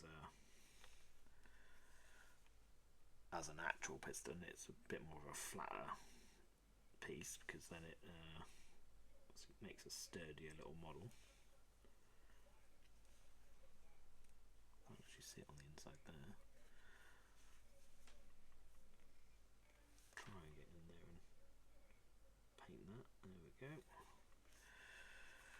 Whereas these back pistons, they are very clearly pistons, so we'll paint them in. So I like to paint the pistons, or I like to paint the pistons. Just add a bit of tonal variety to that sea of metallic. Again, it's just not really picking out many pieces really. It's just those odd little bits. And once all the washes and stuff are done, it just totally changes the look of the model. The rest of it all stays the same black or grey metallics, but those little bits of bronze washed down in their post-wash contrasts. Just helps to break everything up a bit. And you'll really see the difference when I eventually get round to doing the the wash on these smokestacks compared to the bronze plate there, because that will be a lot darker than the armour rims will be. So here we go, we've just picked out a couple of little bits of bronze in there. Obviously these cables will get coloured in later as well, so that will help break up the silhouette. And that's it, that's all the bronze done, so he is ready to wash really. But we've got a couple of bits on the base to do as well, so we'll block those in, especially as that little bit of rubble pile there needs to be washed at the same time. So we'll quickly go over to the other pot and grab another colour, and I tend to do this in Dawnstone, I want to say. I'll know it when I see it. It is Dawnstone. I'll whack a Dawnstone over the top of that little rubble pile, and then we'll also whack some grey stero over these little tiny little sandbags, ready for a contrast. And then this little Questoris Knight is honestly basically done. I mean, he is whipped through very quickly. And again, this is while also working out where to put all the paints and stuff, and doing a bit of chatting as well, which obviously distracts me a little bit. Popped onto the internet just then to have a look at something as well, so it's been quite casual, and we've whipped through this very quickly. I don't think these Questoris Knights will take very long to do. So I've got another 5 of them to do, and all the weapons as well, but so I don't think the weapons will take very long. There we go. Don't matter about being neat here, because that's all just going to get covered with basing material later anyway. There we go. And I don't mind if there's a little bit of metallic showing through on the stones, because it just might mean that the stones are laced with a little bit of metal or something, or a bit of shine. Might go back over it again, we'll see. But once the wash goes over it, it dulls all down anyway, so it probably won't need another coat. The grey sear will almost definitely need a second coat, but we'll see. Quite often does. I have to spin my my wet palette around in a minute, because I've used quite a lot of it at the moment. And thankfully these are washable membranes as well. It's one of Red Grass Games' washable membranes. I've only used a couple. And you do get quite a few in your pack, which is nice. Probably will last me about a year, if not longer, before I have to buy any more.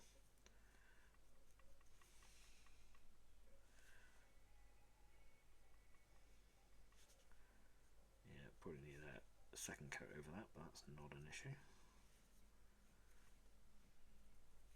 The grey sear does not cover half as well. That's fine, like I said, that's all going to get. I can get a second coat. That's not going to be washed anyway, so that's not an issue.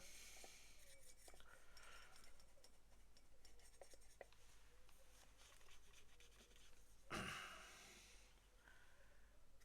need to leave that grey a little bit longer just to dry off a little bit more before I put a second coat on, and then I need to let that dry before we can then do the all-over wash to get this little Questoris Knight pretty much 90% finished. So while we wait for that, let's grab some guns. Let's do some guns. So let's grab a Reaper chainsword here. So we want to put some red on this one. What I'm going to grab one of me lid toppers for me paint pots. So I always have 2 paint pots made from. I mean that looks pretty rough, to be fair. It's well used. That's a sauce dip container from an unnamed, shall we say, brand.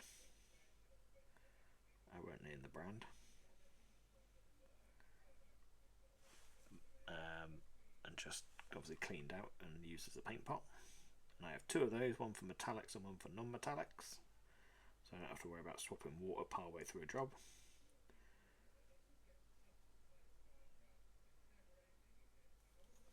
There we go, just going to block in all the red there. Need a bit more Mephiston red.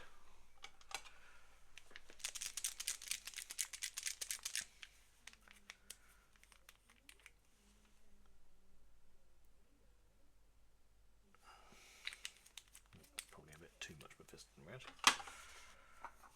on the palette there, but never mind. On there now, that's a pain in the backside. So let's continue down here.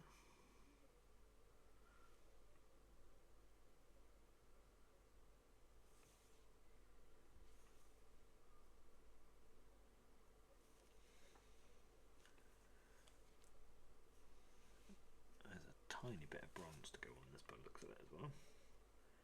That's fine.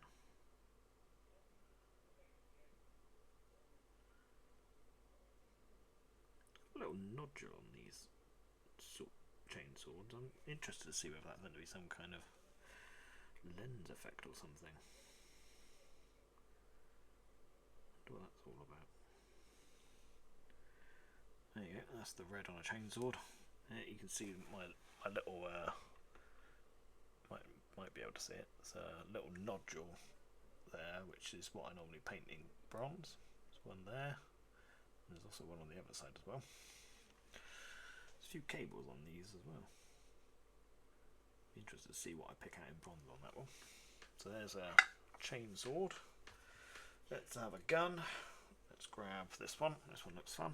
This is a Reaper Gatling cannon. Okay. Now, if this was on a big night, I'd probably go into the effort of painting all that on the inside. Don't know if I'm going to bother. Might do. Yeah, alright, we will. Paint the inside of the shield plate.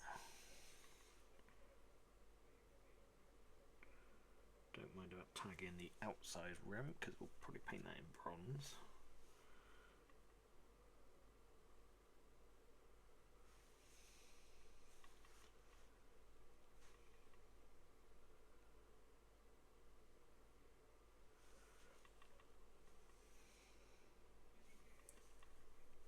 Internal bit will leave metal, but we'll leave lead belcher, but we'll go around the outside.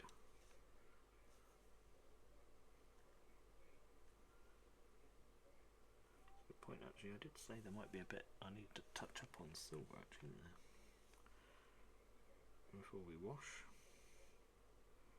I'm only realising that now because I've touched a bit there, which I might need to touch up in silver in a minute.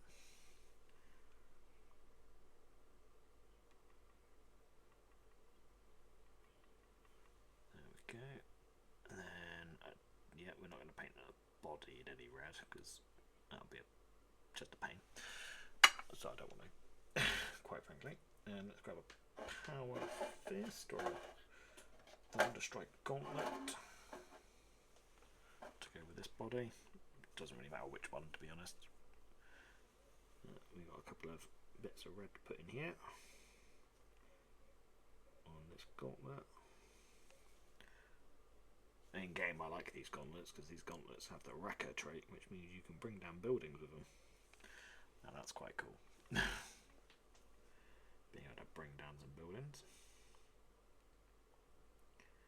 gives the Questoris a little bit of options for dealing with infantry embedded in structures, because otherwise they're actually going to be quite a pain to dislodge from a structure, because they get their cover saves, which makes them harder to hit, and you also get a minus to hit them to begin with as well, so they become very difficult to shift. But with a thunderstrike gauntlet, you can just rip the building down and potentially kill them all on the inside. There we go. Thunderstrike Gauntlet. And what's very cool with the way the rounds work as well, you could use these Thunderstrike Gauntlets to bring down the building, and anyone that survives the collapse of the building, you can then shoot. So it's pretty much a 1-2 punch, pun intended. So there we go. That's all the guns there done. We've got a missile pod there, which I kind of want to do as well. I need some more little more sticks to start them on. I don't want to go any lower than that though, because that don't give me much space. I can probably take one off that one. Can I go to 4? That gives me, because I don't want to tag it too much with my fingers, because your fingers have oils on them which can damage your paintwork. I can probably get away with 4. I'm going a bit low. This one's got quite a few.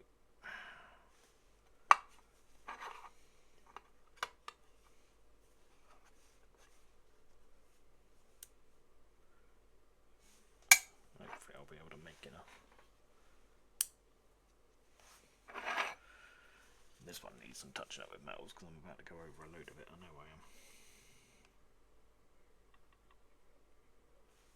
Let's get the red on the majority of missile pod.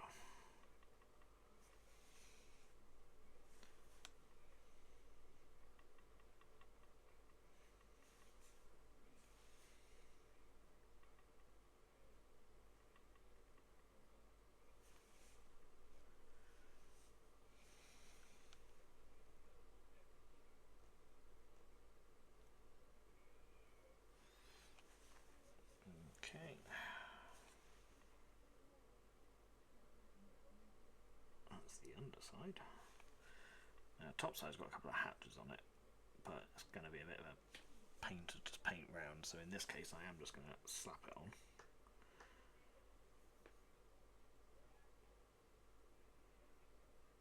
And we'll pick those back out later with a little bit of metallic.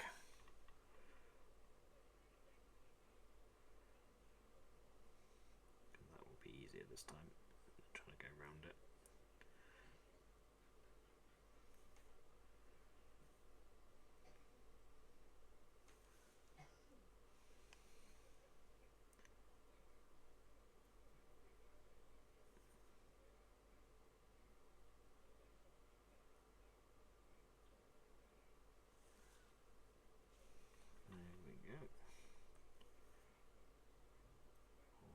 There.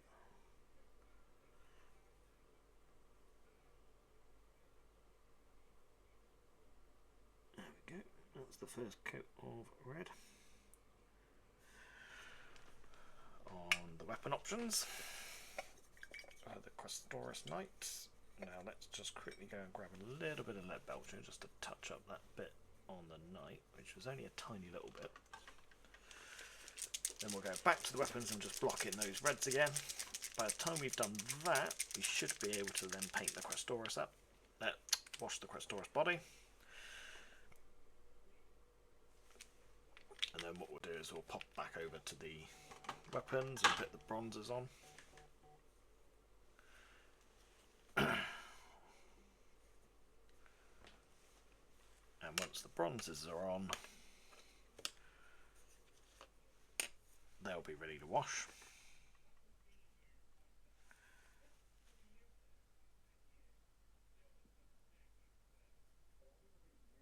Let's just touch that up there. And that was literally it. And just a couple of tiny little bits there.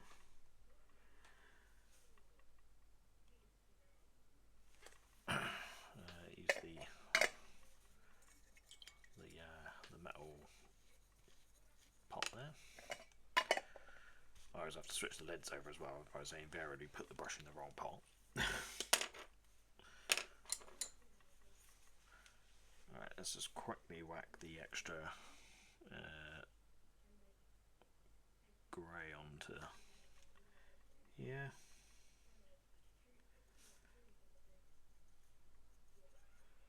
So that's got time to dry while we do the rest. And we'll pop the rest, put another coat of grey cere over those bags while we're here as well.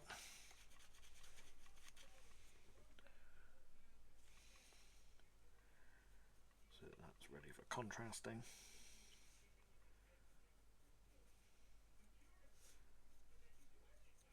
There we go. Right.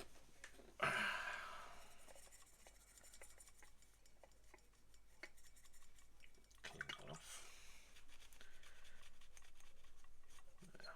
So we've got another 50 odd minutes or so of the stream to go. So I don't remember when we started on this, but I'd like to think that this will probably only take probably an hour and a half to get to that stage. Obviously, if you're concentrating on just painting, and obviously not what I'm having to do, which is also present a little bit. And obviously the other thing I've been doing as well is trying to figure out where to paint stuff as I go. So now I don't need to do that the next time round as well. Will be even quicker. So let's get that second coat of red on here.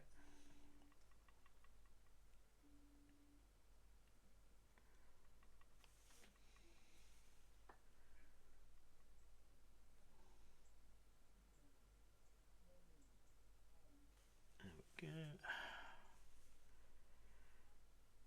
So all these weapons have got their bronzes put on as well.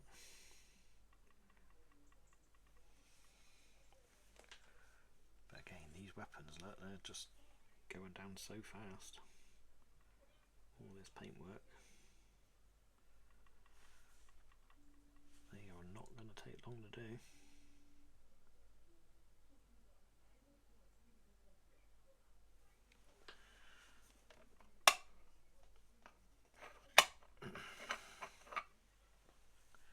Gauntlet.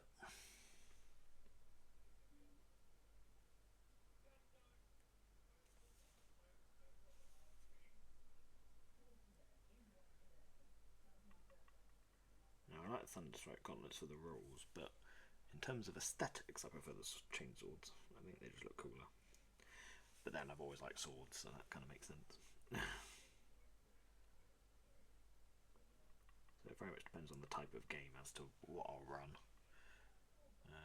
I mean, Thunderstrike gauntlets do actually cost you points to upgrade too as well, so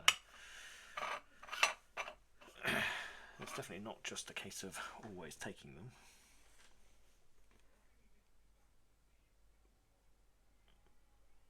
But as one of the few things in the game where you can opt to take them or not,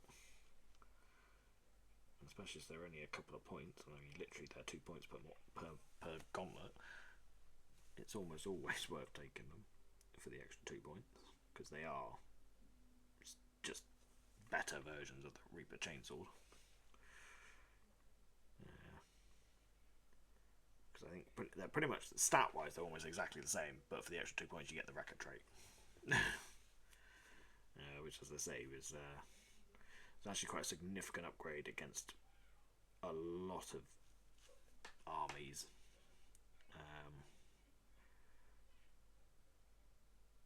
Or in a lot of games it will make quite a difference, because being able to tear down buildings is quite significant in terms of, you know, being able to get at infantry that are garrisoned, or getting line of sight to stuff you can't currently see.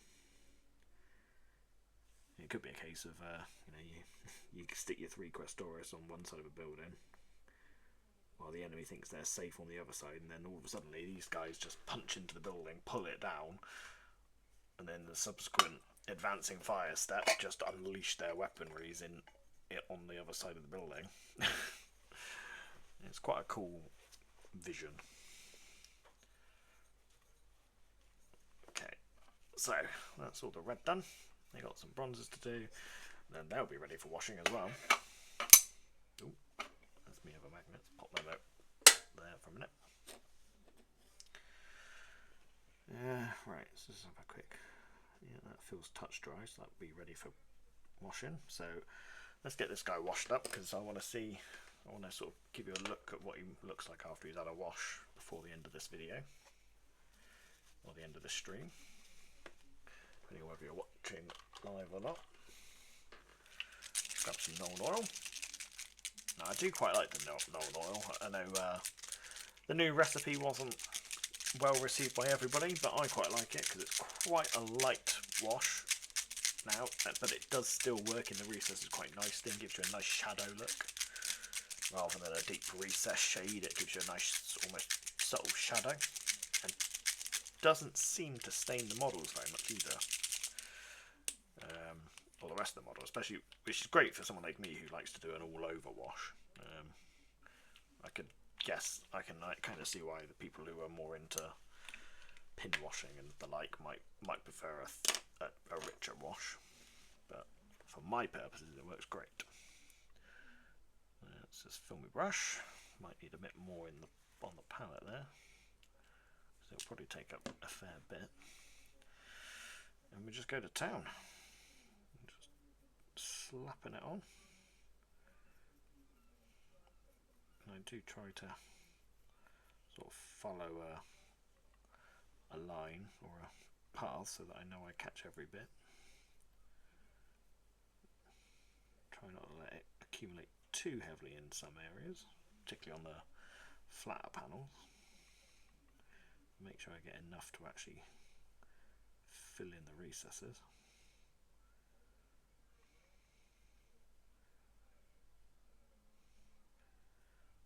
Let's do those big old shoulder pads.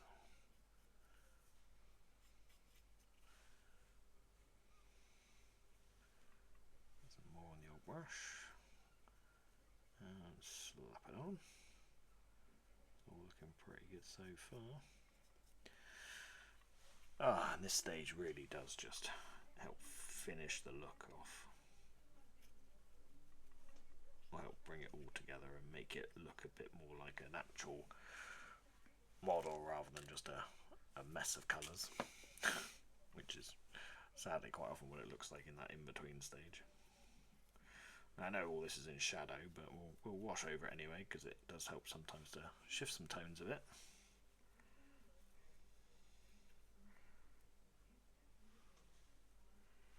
Now, he's definitely got some kind of laurel on that chest plate as well, actually, so I'll probably have to paint that in.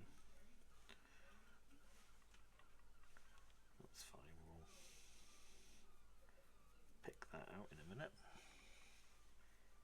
and we do the rest of it.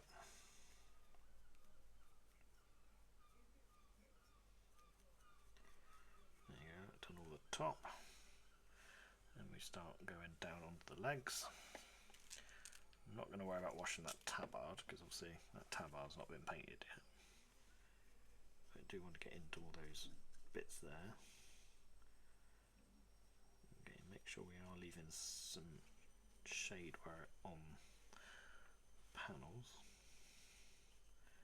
That's where we want the colour to happen, or the shadowing to happen, but we don't want too much. Sometimes having a little bit is quite nice, but leave too much on it gets a little bit too dark, or just leaves a really odd looking splodge of darkness which looks out of place. It's a bit of an artwork. It's not just a case of slapping it on completely willy-nilly, but obviously, as you can see, I am just going at it with the brush and just pulling it away when I think it's a bit too much.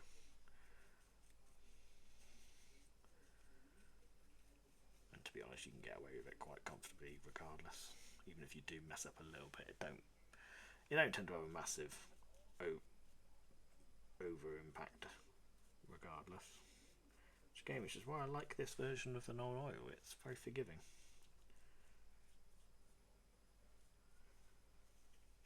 See, I think I want a bit more on that side. It don't look quite shadowy there. There we go. Plonk a bit more on. Yeah, there we go. And then just over that rebel pile there, just splatter that on. That's all going to blend into the base later anyway. There we go. Right, that looking pretty good to me. Got all the recesses covered. So we'll let that dry off now. And like I say, that is pretty much one Questoris model done. Like 90% done. So that's quite good. But in the interim, while we wait for that to go off, let's grab our guns and get some bronzing done. Grab one of these smaller brushes and get some bronze done. So, not so a bit of bronze on the palette from last time. So let's do these trims.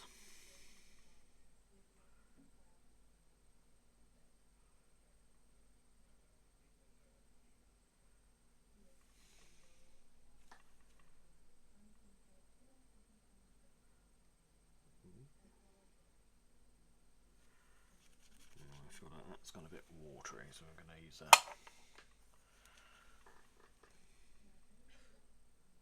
Yeah, it's gone way too watery, like I can pull that off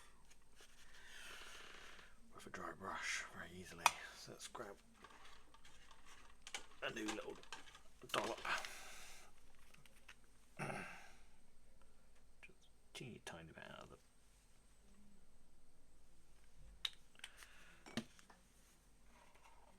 drop out. Let's try that again.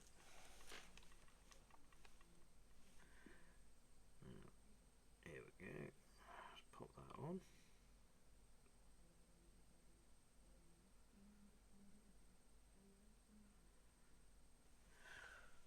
There we go.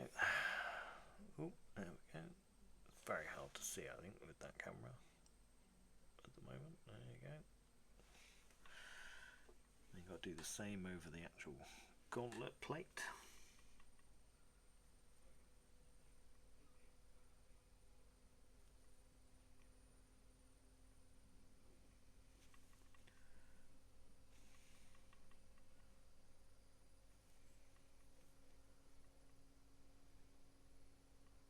Don't need to worry about getting anything on the cables there because they're all going to get painted over anyway.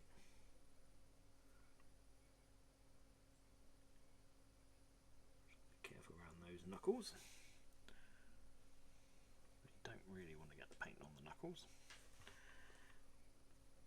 So we'll keep them nice and metallic, or silver metallic even, lead belt chat.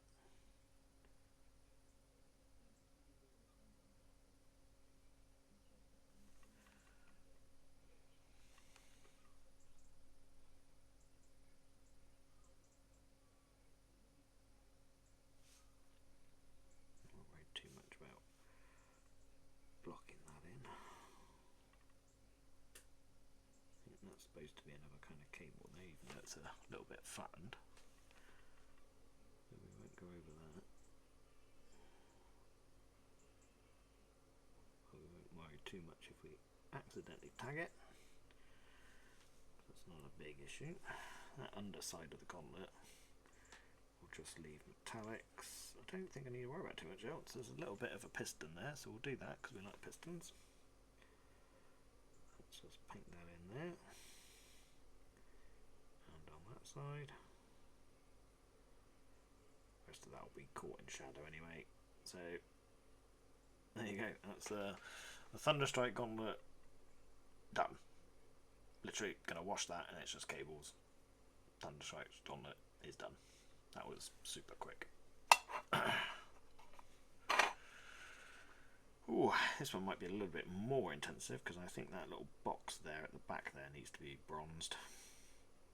We've got that little nodule there, and there is a little bit of trimming going on here as well. So let's do the trim.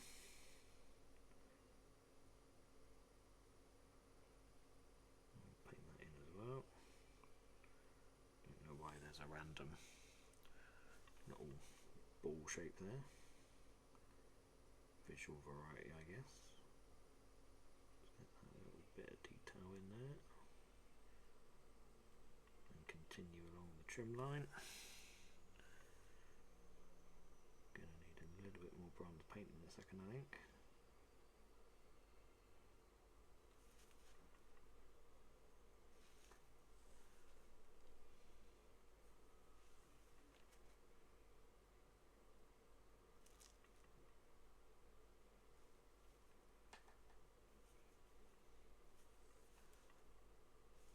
Chainsword is almost done.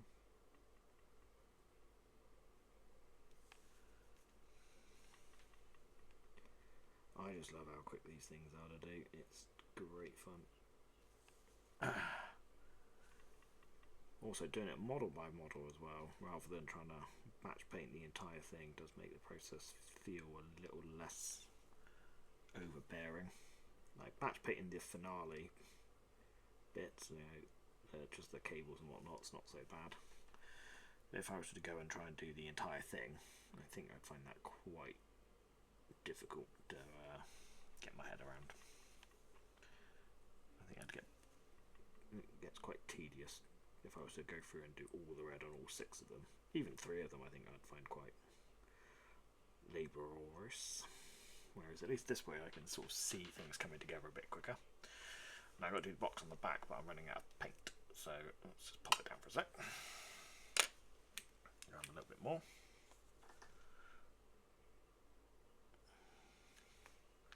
Don't need too much. You want to block in that box at the back, because that looks, it's a nice little bit that's easily distinguishable from the rest of it, so I don't mind painting that in.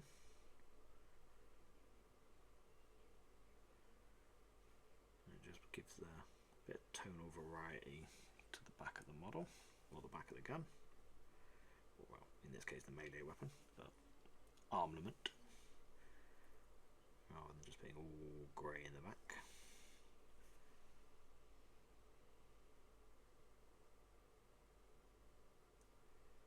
There we go. And this is a bit that will probably get washed in some rattling grime afterwards. So it will be tonally different to the Heraldric banding.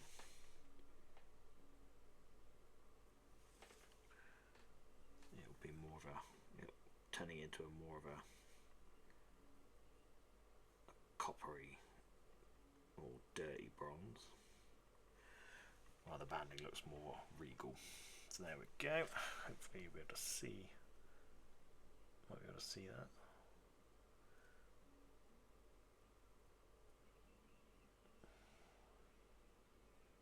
Quite difficult to see, I think, but there you go. The Gatling cannon next. Oh, I'm doing metals. I should be washing that off in the other pot. Just realised at some point I must have knocked me camera, because you can now see that. Oh. Old. There we go. Don't know when I did that. Oh well. Right, Gatling cannon. So we're gonna do the banding around the casing here. Ooh, I just realised it's got a bit of armour there. That needs to be red. Oh dear. We missed that. Oh dear. Oh dearie dearie me. That means I can't really finish the bronze on this one, because I've got to wait for that red to go off before I can put the banding on. Ah dear. There we go. That's going to delay this one a little bit, but oh well. It happens.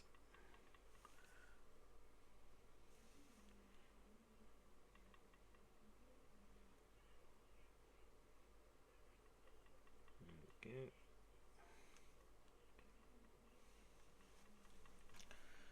Oh well, that's got another coat of red to go on it yet as well, so never mind. Oh well, but we can get the banding done on the missile pod. Back over to the bronze. So we'll do the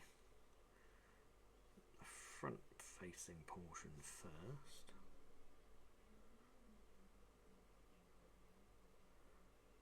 Got that bronze in there between all those little ribs and spikes.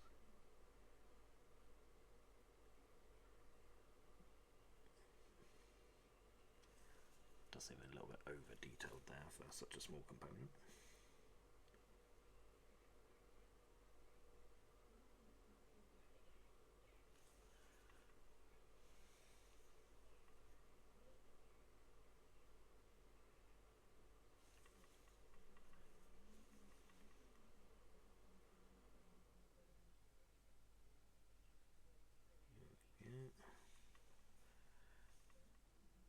Better do the back banding as well.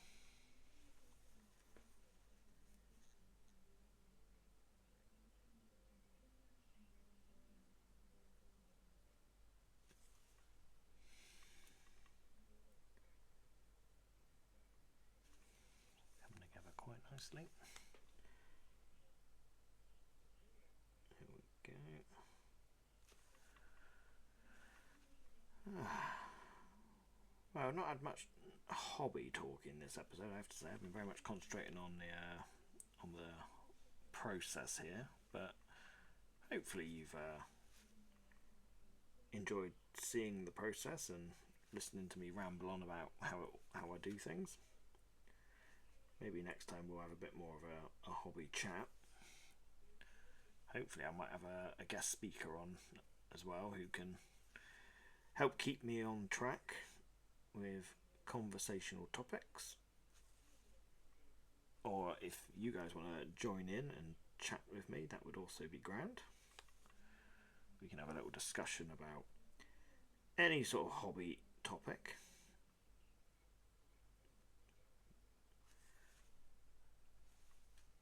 Maybe we can even try and convert some people into trying out some Legions. That's definitely the game of choice. I feel like I didn't do the red on that one. Didn't do the second coat of red on this one. Certainly didn't do it on the underside. But thankfully it's not too difficult to get at without going over the bronze that I've just painted on, so I'm going to have to do that in a sec.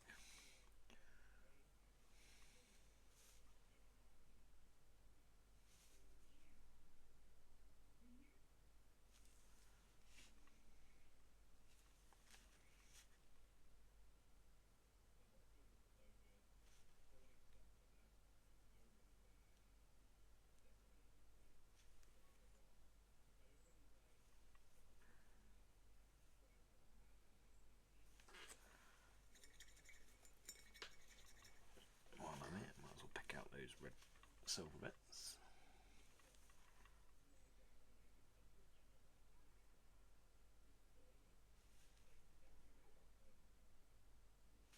Since I'm on metallic,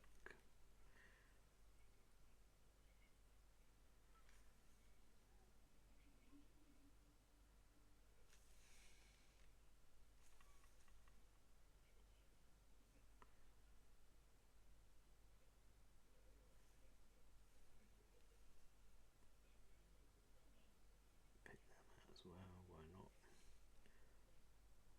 Bit of variety and easy enough to get to, which is what matters. Okay.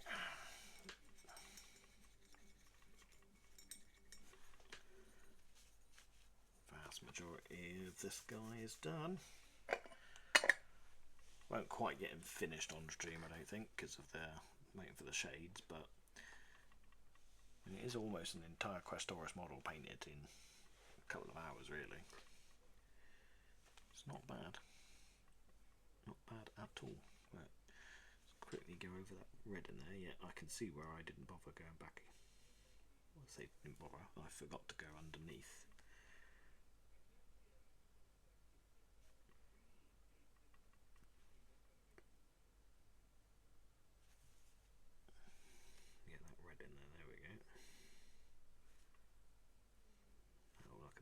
once the wash goes on.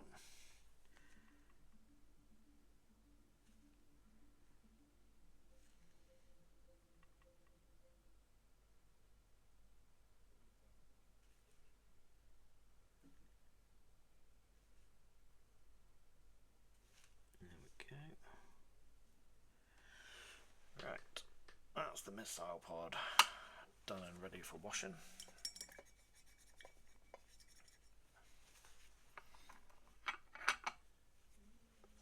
The Reaper's ready. Thunderstrike Gauntlet's ready. Get the second coat of red on this.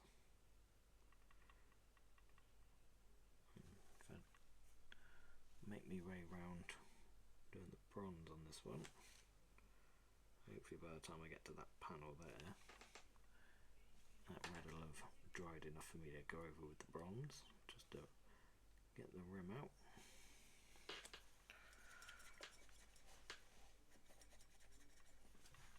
And then we can wash that Avenger Gatling cannon. And that'll be a Questoris Knight. Basically done. Right, need a little bit more bronze on my palette then, because I've gone through it. I do just try and keep it very minimal, because when it stops wasting too, it also means that it doesn't tend to get too much moisture in it. Alright, so that's a big, that's meant to be a piston, but again, the way the Legions models are designed, they're a little bit more blocky, just to make sure that everything fits nicely. Actually fits nicely, isn't too flimsy.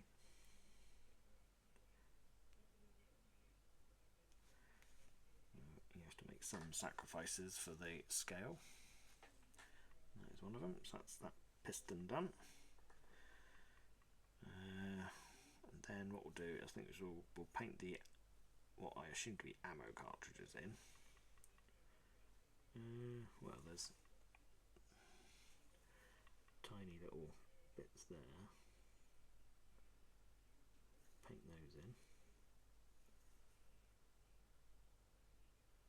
because that's the ammo for the gun. And then we'll do that big nodule on the back. We'll do that just to give it a bit of tonal variety.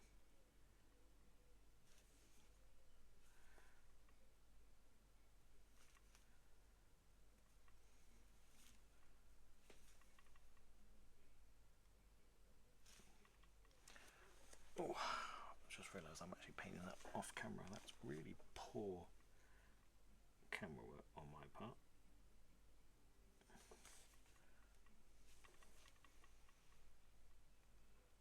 Definitely need to look at making sure the camera's in a better position, I think. I thought I had it in the right place this time. Evidently not. So,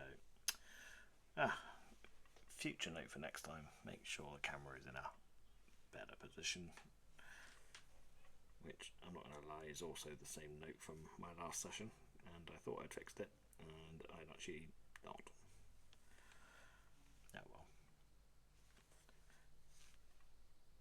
It is what it is, you know.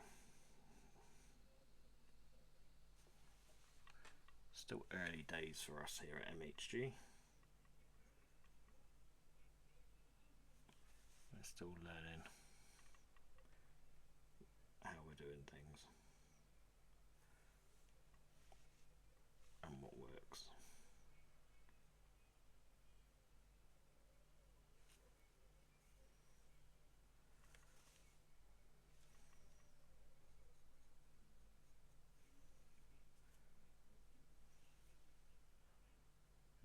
This bit's all going to count as boundings. I'm not going to have to re-wash this after the black wash, which is good. I'd rather not. Feels like it'd be quite fiddly. And I don't like doing fiddly painting.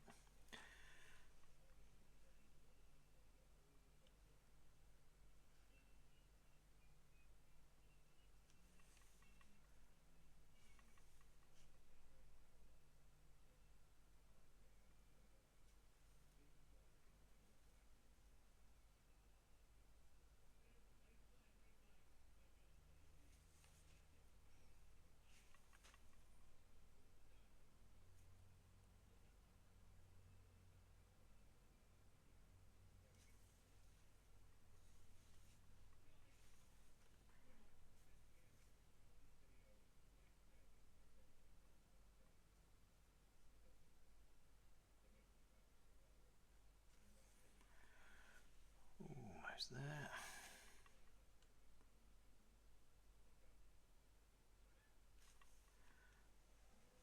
Okay, yeah, it looks like that's dry enough, so let's go in. Is this paintbrush going to be too big? Ooh, I think I'll just about get away with it.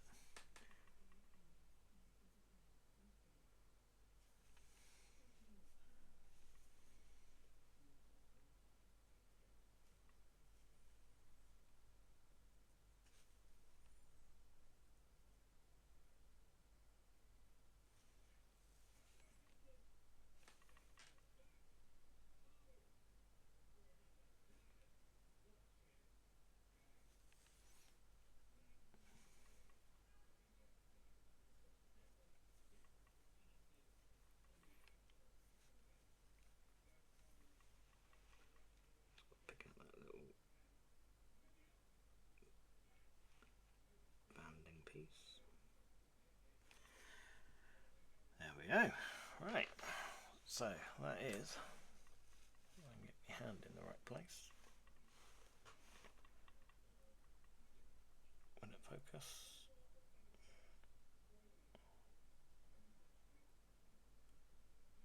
That's my Avenger Gatling cannon.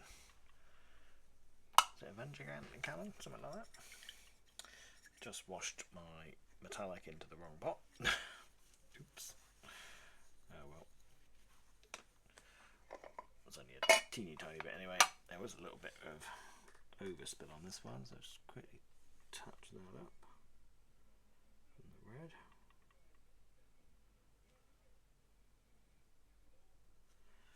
There we go.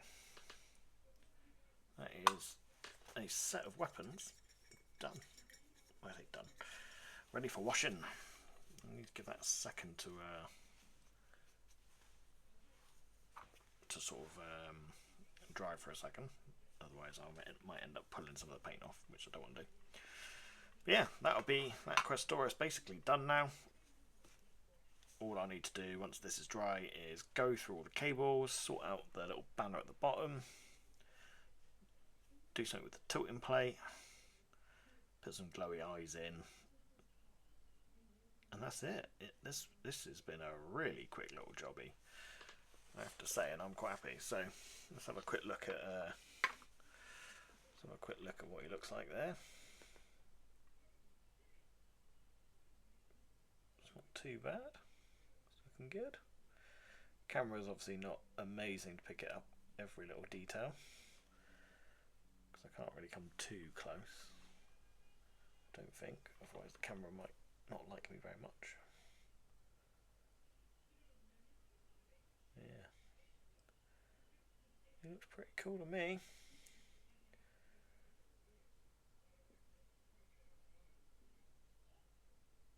And a couple of contrast to go over some of the other bronzes, but yeah, that is one of those boys almost done. Now the other thing I've got to do is I've got to do some tokens and stuff for all these guys, but at the rate I'm blasting through these, I might be doing the tokens in a batch again, which I don't really want to do. Especially I've got to do the tokens for them as well. So I might be taking a little break from doing these and fixing up some tokens in a minute and finishing off those lancers, I think, once the stream ends. So what I'll probably do is I will probably close out this stream a little bit earlier, as there's not really much need for me to sort of go over and start the next one. And it's just me talking to myself today, so that's not really a big issue, I don't think. But I think we've got really nice little progress there. Almost finished that model in that short space of time. These will be finished up probably in the next couple of days. I should be going through and finishing them and getting those knights done. So hopefully by next weekend, well, very hopefully by next weekend, all of my knights will be painted by then, and I'll have started work on some terrain. So you'll be joining me potentially on a little run of terrain. I have got a couple of basilisks to finish off for my auxilia forces, the Etherean auxilia. which is the sort of the knights retainers, their household retainers, who fight alongside my knights. And that will actually be all of my current Legions kits painted and based and ready for the table, which means I shall very much be concentrating on getting some terrain done and ready for some big action on the tabletop, which will be very cool. And I've also got to teach my partner how to paint some Legions as well and their Night Lord army, so that should be quite fun. We were hoping that she would be chatting with me on stream today, but sadly that wasn't possible. She wasn't very well. Oh, flying sea snake. Oh, thank you for the little message there. So yeah, we're doing all right so far, but hopefully she will join me next time, and we'll be able to have a proper little chat and hobby chat going on. She probably won't be on screen painting. That'll probably be me, and potentially one of the other guys might join us at some point as well. So we shall see what goes on. But let's quickly whack on this wash just to finish off those weapons. There we go, a bit of non-oil.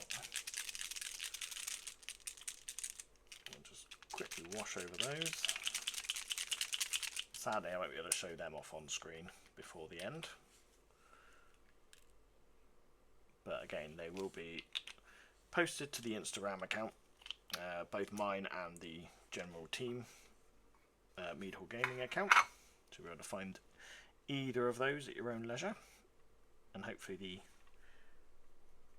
close-ups will be a little bit more in-depth for you to see what I've been achieving. And as I say, the Night Pythurians from last week are already up there. I don't think I've actually posted up the first set of armatures yet, which is my bad. I will put them up there at some point soon. And as I said, as I work through these guys, they will go up as well. And then at some point before Christmas, I'll probably show off the Knight household as one big army on display, hopefully with a load of painted terrain as well for them to stand on and look cool. Got quite a few buildings and bits of scattered terrain to show off. Need to print up some building bits as well to create some destroyed buildings, as I do tend to have a habit of focusing buildings and trying to knock them over. For no other reason than I just enjoy the fact that the game system allows me to knock buildings over. Hence why I like my Thunderstrike gauntlets on these guys, just for the roll. Further look at the swords, as I said, but being able to knock buildings over is just fun. That probably says something bad about me, really, that I enjoy knocking buildings over. But hey, at least I'm doing it in a tabletop game. I suppose I could be a professional. Is there such thing as a professional demolisher? You know, people do obviously. Buildings do get demolished. I suppose that must be a job of some description, or I'm not quite sure who actually is in charge of those kind of things. Whether it's just builders and what part of their job is to unbuild stuff,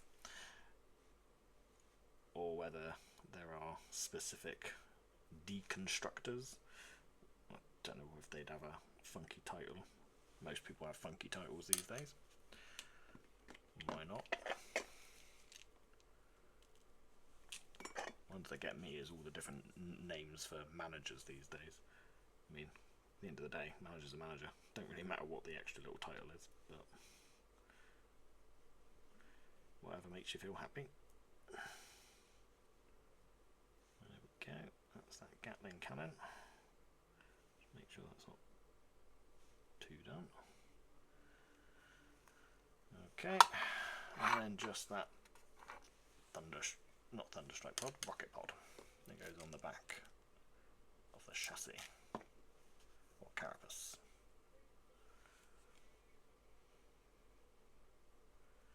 There we go.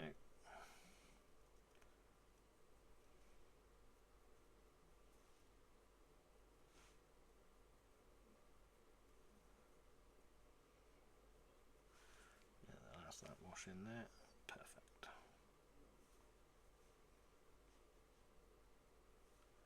I will pick out those missiles as well, make them a bit more prominent. There we go, that's the washes done.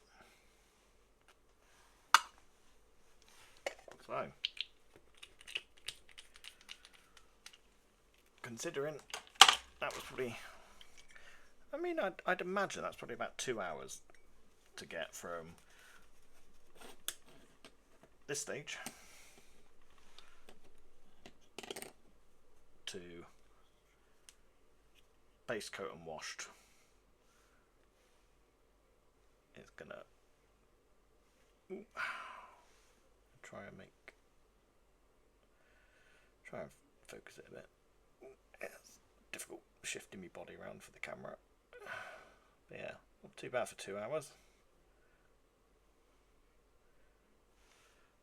So I'll get some better pictures for these socials. Obviously, my little collection of arms and rocket pods, which will all go up as well.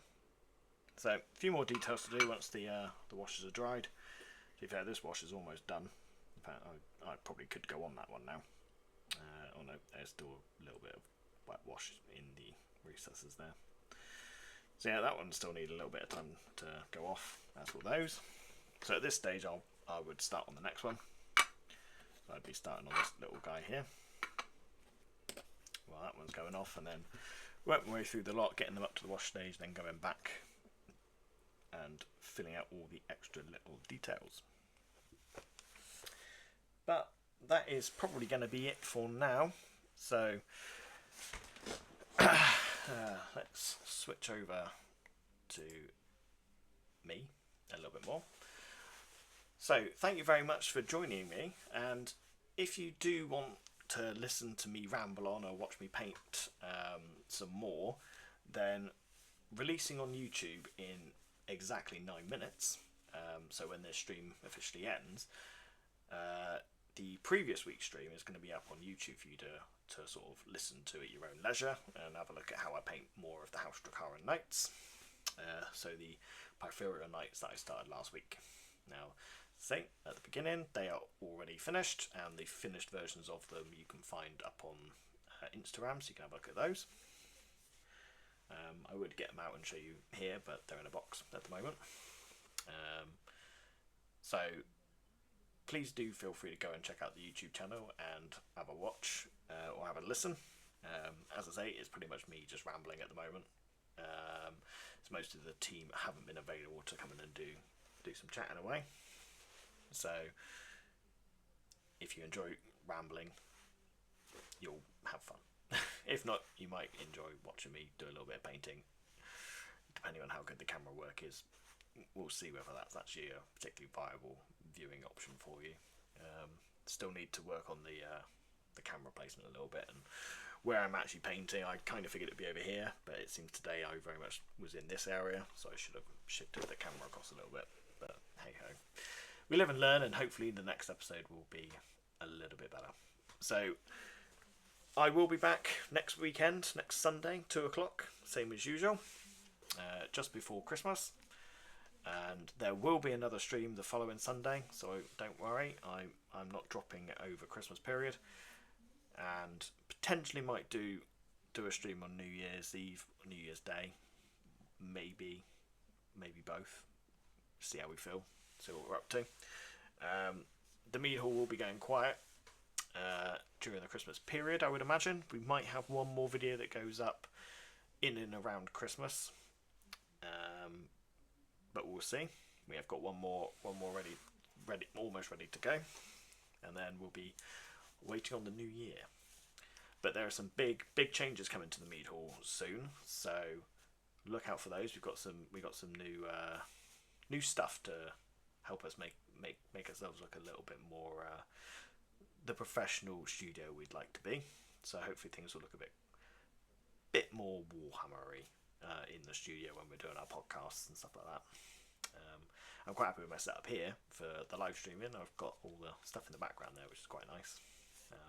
You'll see something like that, shall we say, potentially, with the way we're going to change the way the podcasts are going to look, but we'll see. So, I'm done with rambling. Like I said, if you want to continue to hear me ramble, the previous week's episode will be going out on YouTube very shortly. So you can go and check us out over there and watch me paint some more knights. But until then, or until we see you next time, I will be hopefully seeing you all in the Mead Hall very, very soon. Goodbye for now.